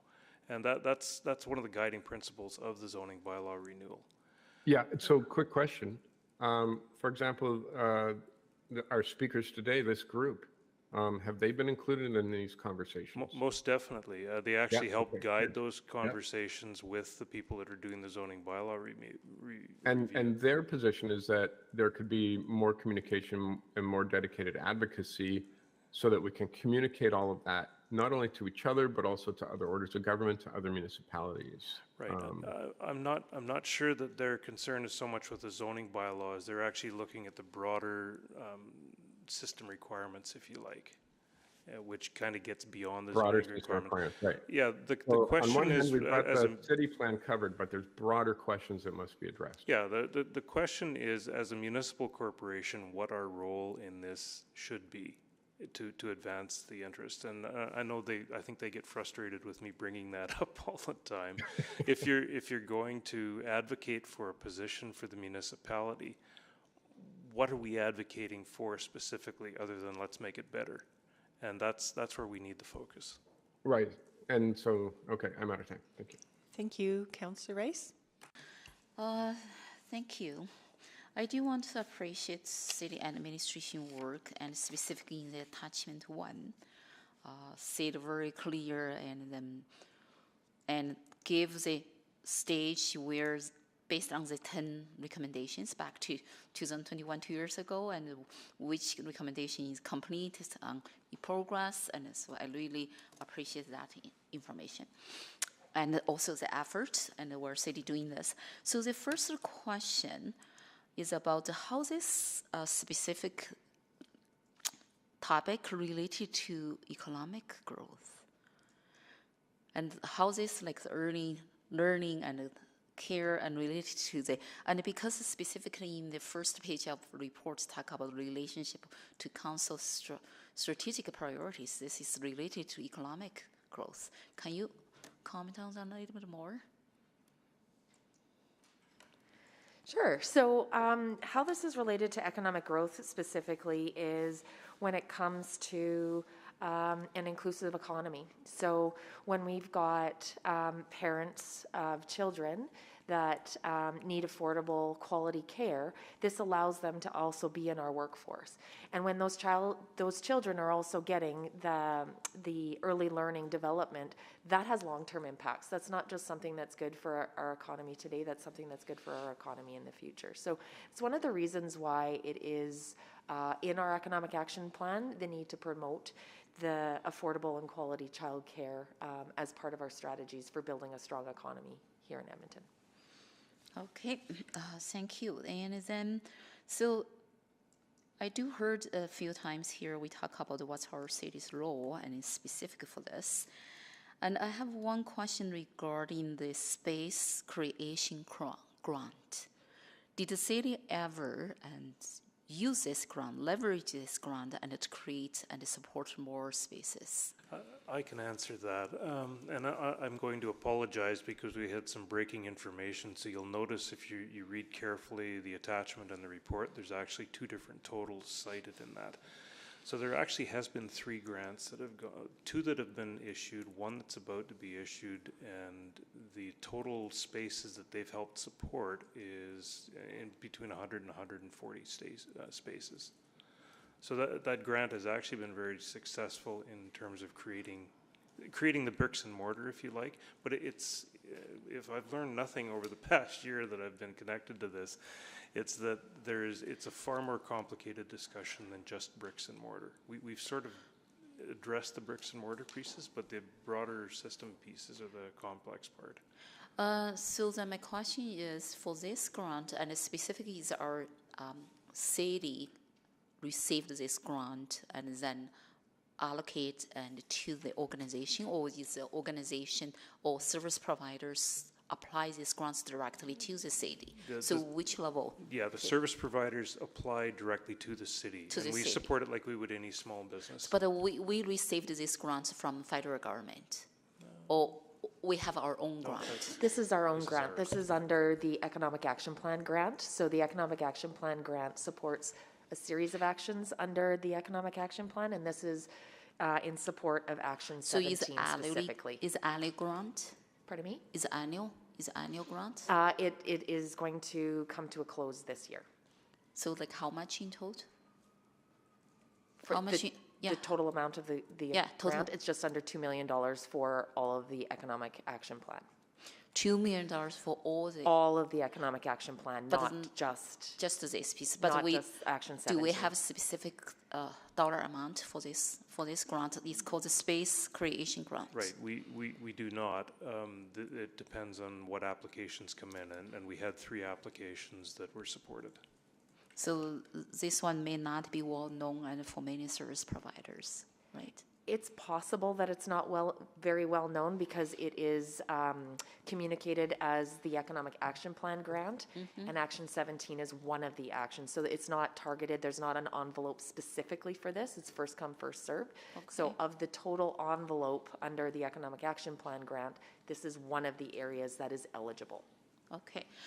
So another one is in attachment 1, and specifically talk about the progress in our city's action on the implementing the recommendations. And then one I read specifically, we do have the staff here and dedicated staff and the city dedicated staff and to work on this type of things. And do you understand why? And from our ECELE, and I don't even say it right, still requires the dedicated staff. Is there any gap there, or is there any reason there? And because right now, from our current action is indicated very clear, or we already have staff there. I know my time is out. I may come back for that question. Thank you. So as the lucky contestant who drew this lot, I have been the staff member who's filled that role for the past year.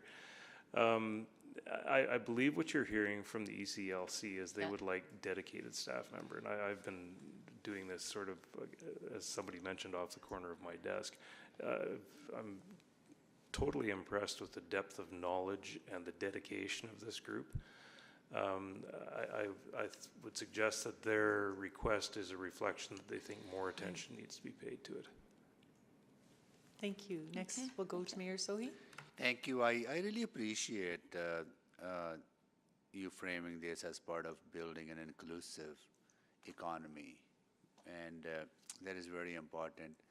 Would your work and the analysis or information that you have so far, would I be correct in saying that the indigenous community members, families, racialized members of our communities and families, and people live in poverty, people who are single parents, like they probably wouldn't have as much access to early learning and childcare, say a middle class family or upper middle class family. Would that be kind of, or they will have hard time finding quality early learning childcare opportunities? I think that's as we heard from the speakers earlier, that is one of the challenges here, that those groups tend to be impacted more, and lack of access is an issue. And so you'll see in how we've addressed the recommendations in attachment 1, that is where the city has played a role in trying to improve access through regulatory, through zoning bylaw renewal, through having it in our policy, through having a grant to create new spaces. And then we also, as I mentioned, in our city building efforts in our own rec centers, trying to facilitate those spaces themselves. So. Because the reason we're asking it is that, like, we have a goal that we want to build an inclusive, equitable city for everyone, right? So if Edmontonians are struggling to access services and programs that are provided by other orders of government, but we have a role in advocacy and making sure we understand what is going on, the reality of the families, and then having some policy around what role we can play, right? So that's what I'm to understand. Like, we have a role, right? I would not support direct funding. I think that is going beyond our scope, right? So that's where you think, if we have a dedicated resources, we were not doing that on the side of your table, right? Would we not be able to do more and understand better and advance the work? I think where we look to for that is actually this group itself. I can comment that the discussions around that table with those very dedicated and knowledgeable people, that's very much a focus, is on the people that are less privileged in terms of getting access to these services. Okay. You know, one of the complex natures of this is, where do you find this? And then the simple approach is, well, we put it in every neighborhood. Well, but people don't necessarily work that way. People will like a facility that's near their workplace, which may not be in their neighborhood at all. Yeah. So the predictive end of that is very difficult for us to follow. Okay. Some questions relate to our efforts. Well, like, what efforts we are currently making as a city of Edmonton to use city-owned and operated facilities throughout the city to provide access to spaces? So we've got, as mentioned, we've got some of our facilities in our rec centers that offer childcare. We also have, for example, the Orange Hub. Early learning and care was one of the criteria for the selection of the delivery agent. In terms of across the city, that's information that we could collect and come, because it's not in the report. I understand that. And I don't expect you to give me the list today, right? No problem. I would be helpful, like, if you get more information through a memo. I really want to understand the scope of opportunities, right? And that might be available into the future as well. Are we engaging with the community leagues in conversations? Because community leagues are on city property. We have a agreement with them, right? And are we having conversation with the EFCL around this? No, I don't think we are. EFCL is a separate agency to the city, as council knows. But we have large number of community league spaces, right? So this would be an opportunity to actually better optimize those spaces. Again, with the schools as well, right? And school boards and all that, right? So sorry, out of time. Thank you for noticing that. That was great. Thank you. So I do have a couple of questions myself. On attachment 1, the first item, it said to be presented to the City Council for endorsement, but it said the status is complete. That is this presentation. So the okay, reporting that's what I wanted model to confirm, changed, that yes. it was this. That's it's correct. to committee, not. This won't be going to council. Yeah, and correct? I think this is a bit of a tie-off of an old commitment. I believe what you'll see in the future is this will be reported under the umbrella of End Poverty Edmonton's report to council. Okay, yeah, that was my question. I was wondering if it was today's report that made it complete. And then I also have another question along the lines of what Councillor Rice was asking about the grant, the Economic Action Plan grant. And I notice in the report here it says that $50,000 was granted to 2 projects that will create approximately 100 new spaces. When will that be? When will we see those spaces? And how do we hold that accountable to make sure that that grant money is going to more spaces? That's in the attachment. These are the accurate numbers. The ones that are referenced in the report were a little out of date. So there's actually 35,000 for 2 that have been completed and paid. So they would be in service already. And there's another one in progress right now for the 50,000. And the total of those is probably 140 spaces. I think that depends on how that final application is finalized. Okay, so we're following up on the accountability to make sure that that grant money is being used to provide spaces? We have staff in our branch that actually do that, and they manage those grant programs. And Councillor Principe, most of the Economic Action Plan grants, they are negotiated depending on the project themselves, but most of them are reimbursement based. So they would be in place to get those dollars from the City of Edmonton. Okay, great. And as Mayor Soy was saying about using spaces, and I know some community leagues do have daycares within them, but are we looking at optimizing the space that we do have available already in the city? Maybe it's the staffing. Again, it shouldn't be a city responsibility, but we'll take a look at that in the memo we come back with in terms of city sites and what is happening currently, to give you a snapshot of what is, and then to consider that forward in terms of what should be. Okay, great. And then the motion that's on the floor here, I just wanted to see how much work that would be. Is it a lot of extra work, or do you have a lot of this work on hand?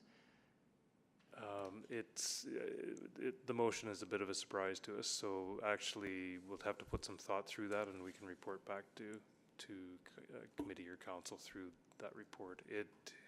Depending on the scope of it, it could be significant work, yes. Yeah, that is my concern, that it might be a lot of work to bring back, like, for budget. Given that we're in the 3rd week of September now, actually getting the financial pieces on this, first is defining the scope, and then the next one is actually defining what the cost of that would be. It may be optimistic to think we could get this done prior to budget. Yeah, that's my concern, is just the timing. It looks like it might be difficult to get this done before the budget. Okay, thank you. That's it for me. I'll go next to Councillor Tang. Great, thank you very much, Councillor Principe. Actually, maybe I'll pick up there, and maybe a question to the mover. Just to clarify, with this service package, are you kind of following on the heels of the discussion around a FTE, or are you thinking FTE plus whatever is required to advance? Yeah, no, that's a good question. I don't actually have any presuppositions. The whole idea is that, our administration could work with the Edmonton Council for Early Learning and Care, who probably already have an idea of what this could look like, and our administration already knows what the work looks like. So I thought they just work together. They come up with a few options for council to consider, and then we just simply make a decision. Right. I understand this work. Yeah. Yeah, because they did prepare a motion specifically for an FTE, so I just wanted to see if this will encompass that. And are you also not excluding maybe some creative options? For example, EPE funding currently used to second a city staff, for example.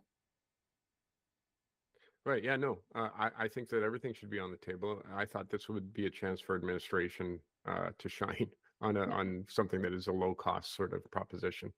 Okay, great. Thank you. Thank you for that. To administration, sounds like yeah, that there you have your work cut out for you, and if everything is on the table, kind of not just limited to kind of traditional funding considerations, you wouldn't know how much we would be talking about at this moment. You will have to do some work to determine that, correct?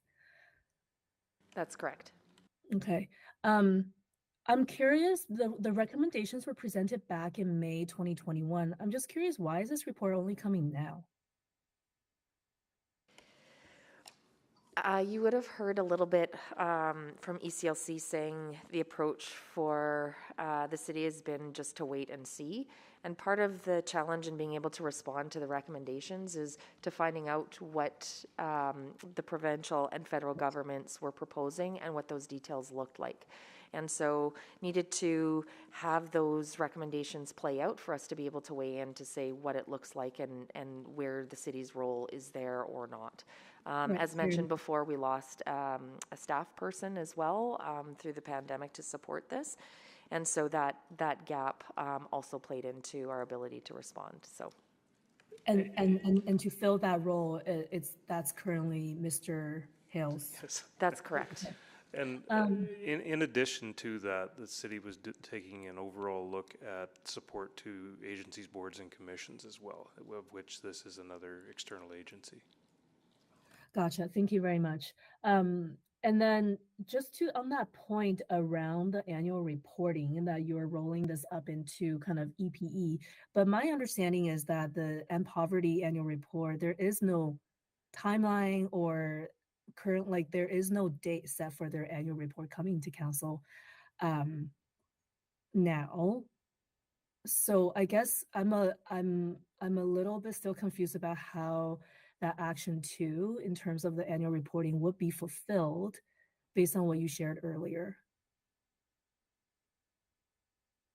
So Councillor Ting, that's something we'll have to go back to End Poverty Edmonton with in terms of how that will be managed. When we spoke to them about Action 2, this is reflection of their feedback in terms of how this would, the reporting would look like moving forward. So in terms of how that's going to look like when they're not scheduled or don't have a date in place, we'll have to take that offline and follow up with you. Yeah, that would be great. I imagine their annual report will cover other game changers, and early childhood learning is one of them. And potentially, I don't know if the committee will entertain a specific direction on that. I'll leave it with committee. And then finally, I'm wondering if you can comment a little bit about the speaker's point that the messaging isn't necessarily reverberating back within our corporation.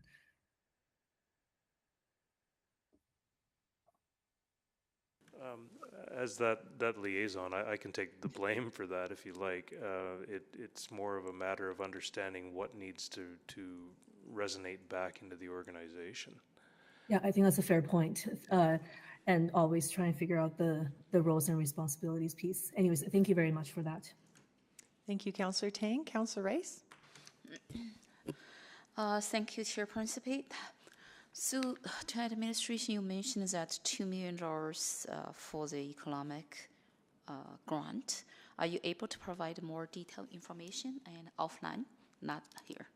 Yeah, I can follow up with a memo with an overview of the Economic Action Plan grant, what that looks like, the budget, etc. Yeah, what's the criteria, and then so you said this is one piece in that coverage. That's and correct. So I would like to know more about and to say what is different type and how much and for this specific piece. So that's first one and question. Second question, and to both mover and administration, is this package could be replaced by the report, and in terms of like the different options and the financial analysis, cost analysis, and then based on that report, and we can decide which direction and the city council would like to move forward. Yep, you got it. And then by that way, and we are not in rush, and then to reflect earlier comments from Councillor Principe, and then if we couldn't get so mover, if you are okay for that, and then we can just get the report come back. Good question. You know, it's interesting. If we had the resources, this probably wouldn't be the kind of work that we heard that it might be. So it's a very odd cyclical situation there. Yeah, ideally it would come back for budget, but failing that, it probably comes back for supplemental.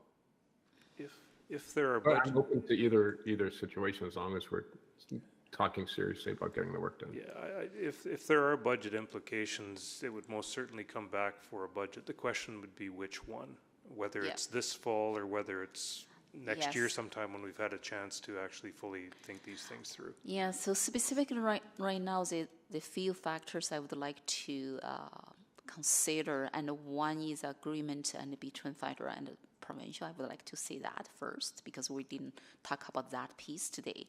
So another one in the reports and in attachment one specifically, city administration right now has ongoing initiatives and activities on 6 recommendations. And that already indicated very clear. That means that ongoing, that resources, that work is already in place. And we can base on that work to get some like reports.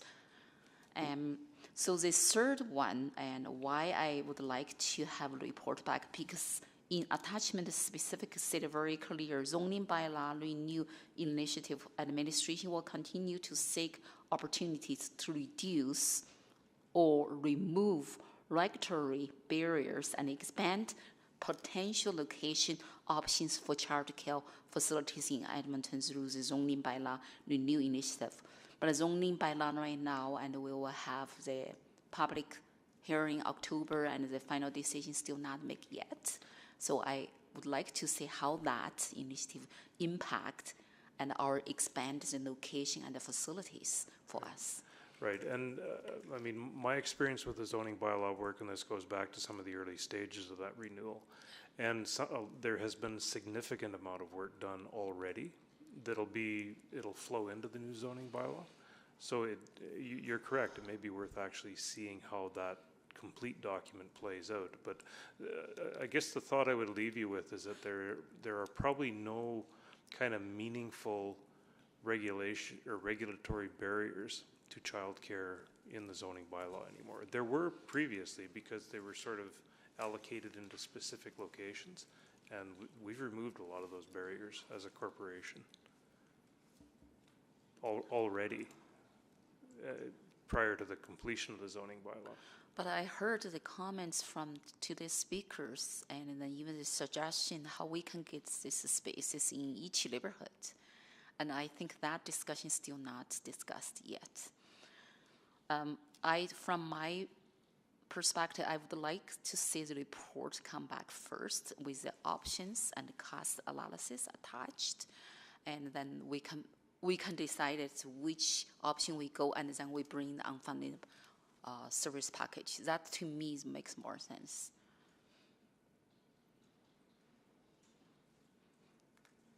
So how about you? Okay. You don't have comment on that? If that's the preference, we can, we'll take that direction. Okay, my time is out. Thank you, Councillor Rice. Mayor Sohi? Thank you. But I saw that what I heard from the speakers is that all that work needs to be done.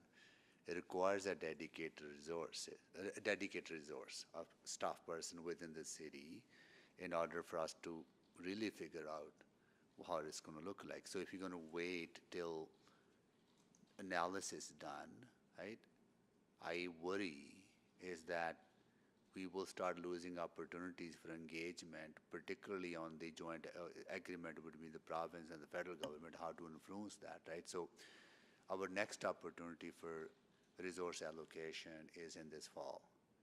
And one after that will be next fall. My worry would be that if we delay it, we will lose opportunities. So I rather see this come to us during the fall discussion, then council can make a decision whether to allocate those resources or not allocate those resources. And if we make decision not to allocate those resources, then we're not continue to give false hope to the community. I'd rather see this work being, that decision made sooner than later. That's my perspective. That's why I would not recommend that we delay that decision to the next year. When you send us a memo on the city facilities being used for childcare, would you also include in that, if possible, the affordable housing projects that we fund through our investments? I would like to understand how many of them actually have childcare, right, in them, if that information is readily available. Yeah, if that information is readily available, we can absolutely include it along with the memo. Please, Yep. And Thank also, you heard from speakers that the policies embedded in city plan and the economic action plan are good, right? But they are not as inclusive as they would like to see of other work that need to be done, such as advocacy work, right? Is that embedded somewhere else? Like, we do advocacy on a lot of things. I don't think it's in one space where we say we just specifically mention childcare. In a policy, I haven't seen it in City of Edmonton in terms of it being embedded. In the Economic Action Plan, we talk about promoting. So again, the word advocacy isn't used, but it depends what we mean by that description. So I think this is something we need to take away and take a deeper look at. I would say that having this included in City Plan and the Economic Action Plan actually impacts more than just one dedicated resource. It impacts city builders right across the City of Edmonton. And so important that remain. What that next level of detail looks like, I can't say with certainty that a separate policy would be required, but I think that's one of the options we need to take a look at. Got it. Councillor Knack made a motion asking administration to set up a conversation between City Council and the 3 school board divisions regarding joint use agreement. That could be another opportunity at a political level to have that dialogue, right? So that's another. And this is the applying the right resources to this question is probably you need people with expertise and with those connections. So the joint use agreement isn't a very complex document. It actually resides in a different area of the organization than we're in. Having those resources focused on this may be the most productive way to do that, and we can talk to our colleagues in community services to resolve that. Okay, good. That's it. Thank you. Thank you, Mr. Mayor. I don't see any other questions of administration. We have a motion on the floor. Would my colleagues like to sign up to speak to the motion?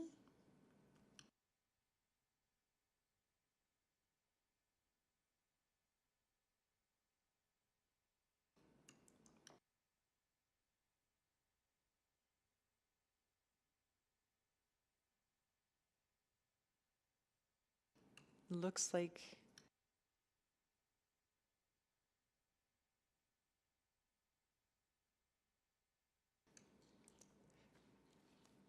okay, Mayor Sohi, please go ahead. Yeah, very quickly, because we only have 20 minutes left before we break for lunch, or we conclude the agenda before lunch. I really want to thank the community members for coming and to speak on this very important issue and matter. When I was a federal government minister, I got to learn quite a bit different approaches that different provinces have taken to supporting early learning and childcare. And province of Quebec is considered a leader in this area. And the participation of parents in workforce, particularly women, is highest in that province. And I also saw that the investment that province makes in early learning and childcare actually pays dividends much, much greater than the investment that province makes. So this is not only about building the capacity of the families to make sure, and the society to make sure that we're doing the best we can do to raise healthy kids and young people, but also is so imperative for economic growth, right? More people who can participate in the economy generate not only wealth for themselves, but they also generate wealth for the society and for government. So this makes sense. I'm glad that province and feds signed their agreement, and now they're figuring out the details. So that will have a significant impact. Just imagine having a $10 a day quality childcare, early learning opportunity in other ways as well. So this is absolutely good investment. And as municipality, I think we can play a role in coordination and bringing community together and figuring where the gaps are, or making our facilities available and or other ways we can support without going into directly funding this very important sector. So look forward to this conversation and how we can continue to advance this work here. And also thank you to administration for your ongoing engagement. There'll be many, many more engagement in this, right? And maybe not said from the side of the table, right? But we'll see how that goes. But you've been doing this speaks to it's a big table. Yes. Okay. Thank you. Okay. All right. I'm done. Thank you, Mr. Mayor. Councillor Rice. It's my turn. Thank you, Chair Principe. I think supports our child's early learning and provides quality and accessible child care and for Edmontonians. I think that is a fundamental support our city is provided and for Edmontonians. And as a result, that supports our city's economic growth, like you mentioned earlier, and then how this relationship to the city's economic growth. So I think the gap we heard here and from our, I would use that words, dedicated community members and community leaders who actually work in this meaningful work. And I said we do have some like policy gap, and then specific those policy to guide our city's effort and as an advocacy efforts and in supportive and enabling role and for this work.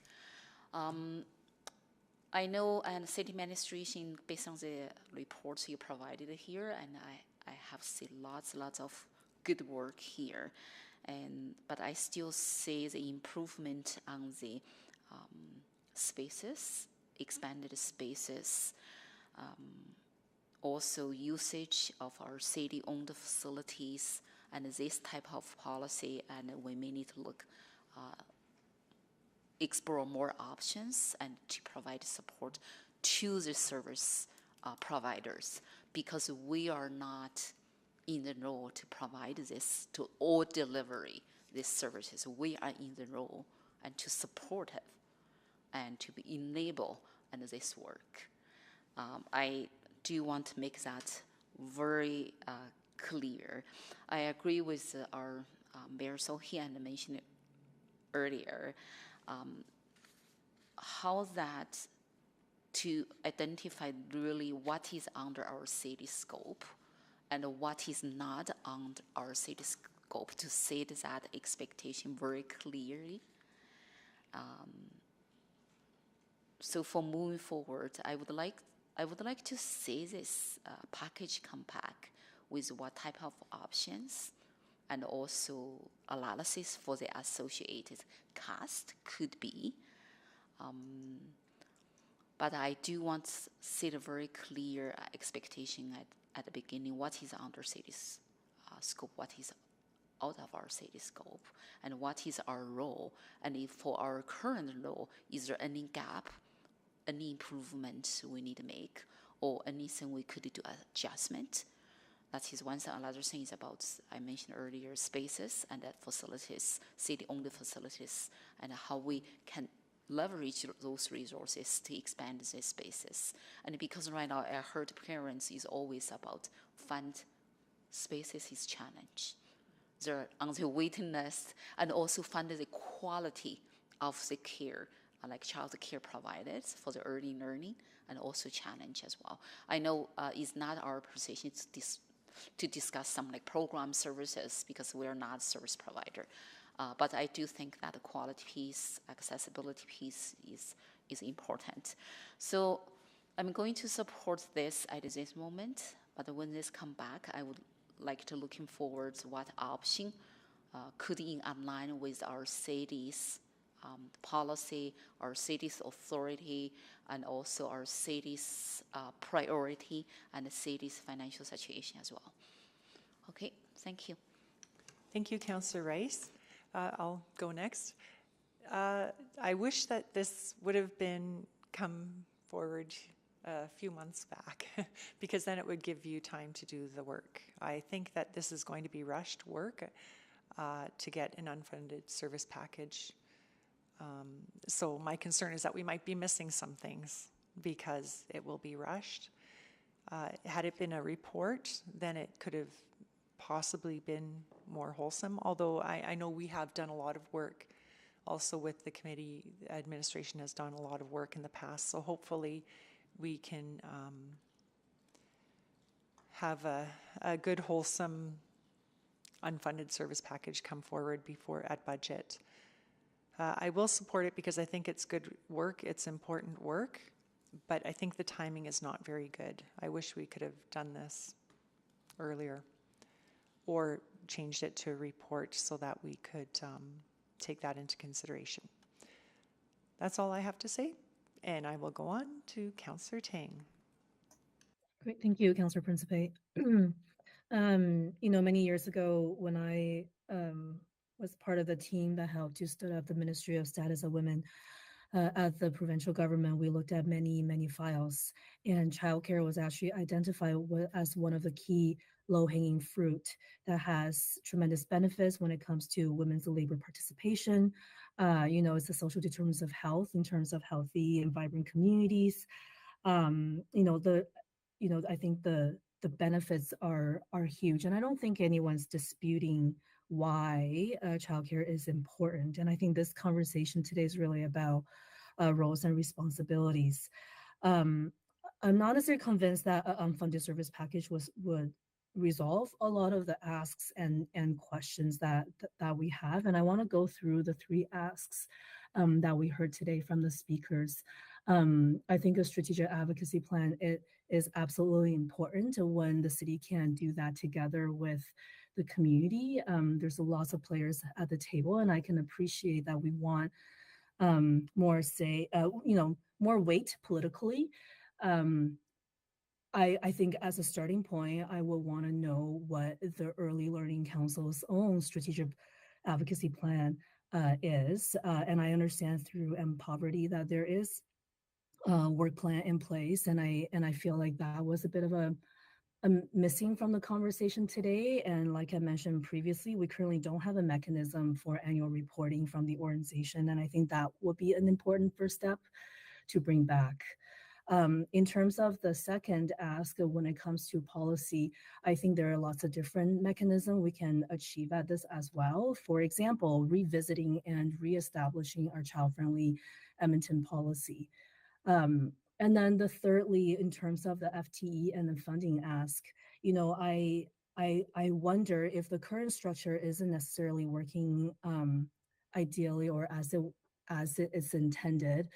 Could there be other alternative arrangement beyond just an unfunded service package that will be funded through our operating budget? And what does it mean to have perhaps an intersectoral table with other jurisdictions who can also pitch in for some of these roles to, add to our political weight? Earlier my question about, how is the messaging now reverberating back to the corporation? Certainly didn't mean to blame you, Mr. Hales. I think my point there is simply, it's sometimes difficult to tease out this question of roles, and to my understanding, it has been an ongoing kind of conundrum for some time.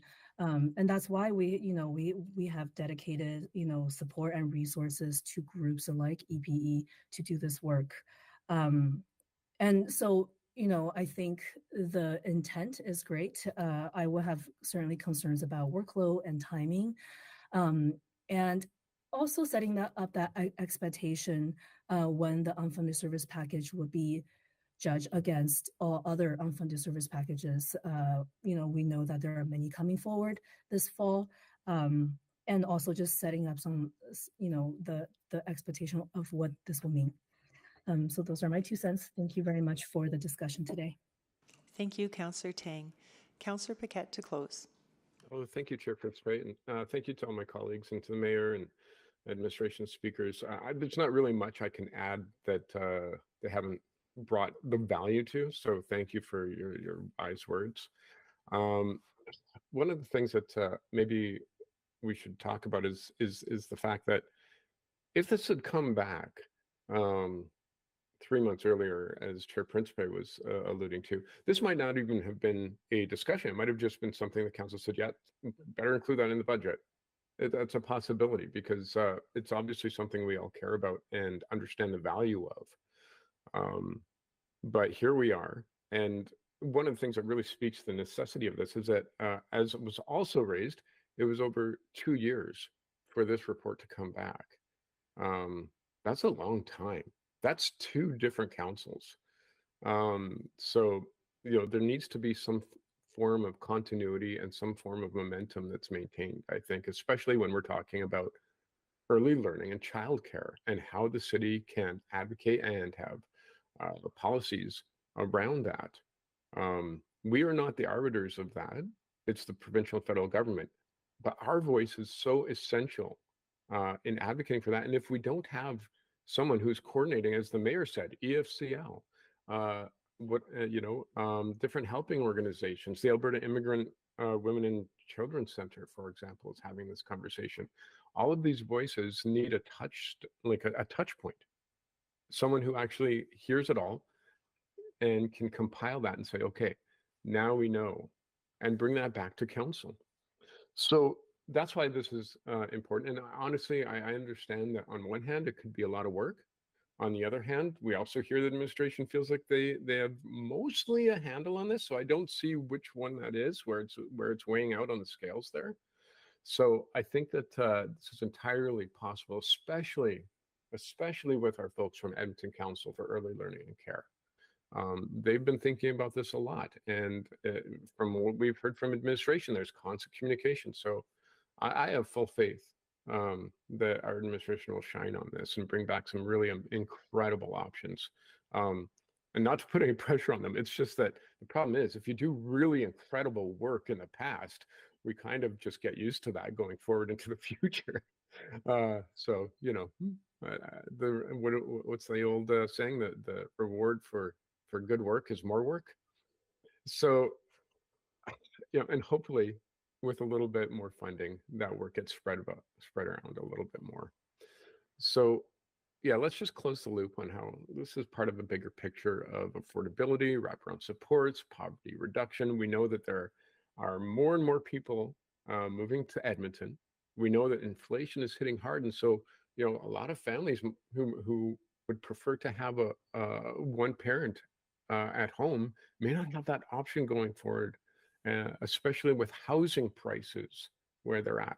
And if we're not advocating as strongly as possible for solutions, we're going to find ourselves in a really tight spot with our residents. Obviously, what this council doesn't want to see is anyone suffering needlessly. If there was something that we could have done about it, used our voice on their behalf. We want to see children succeed. This is part of community safety and well-being. We know that intervention early yields unfathomable positive results. It's incredible. The ROI is off the charts. So the city has a clear role in designing and delivering environment for purpose-built affordable childcare spaces, on advocacy and on policy, and that's all that this is. And this is a way that we can best be partners with the provincial government and with the federal government to help them see success in the programs that they want to roll out. Imagine if they didn't have a strong voice from the city of Edmonton with all our ducks aligned and being leaders in the province with Alberta municipalities. I don't want to imagine that, which is why this motion is on the floor. So with that, I will close. Thank you to everyone. Thank you, Chair Principe. And thank you, Councillor Paquette. I will ask committee members to please vote.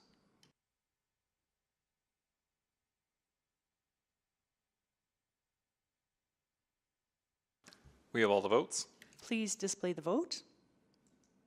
And that has carried.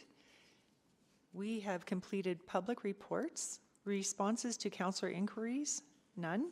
Private reports, none. Motions pending, none. Notices of motion and motions without customary notice. None that I'm aware of, but I'll just wait. Okay, and we are adjourned at 11:55 a.m. Thank you, everyone.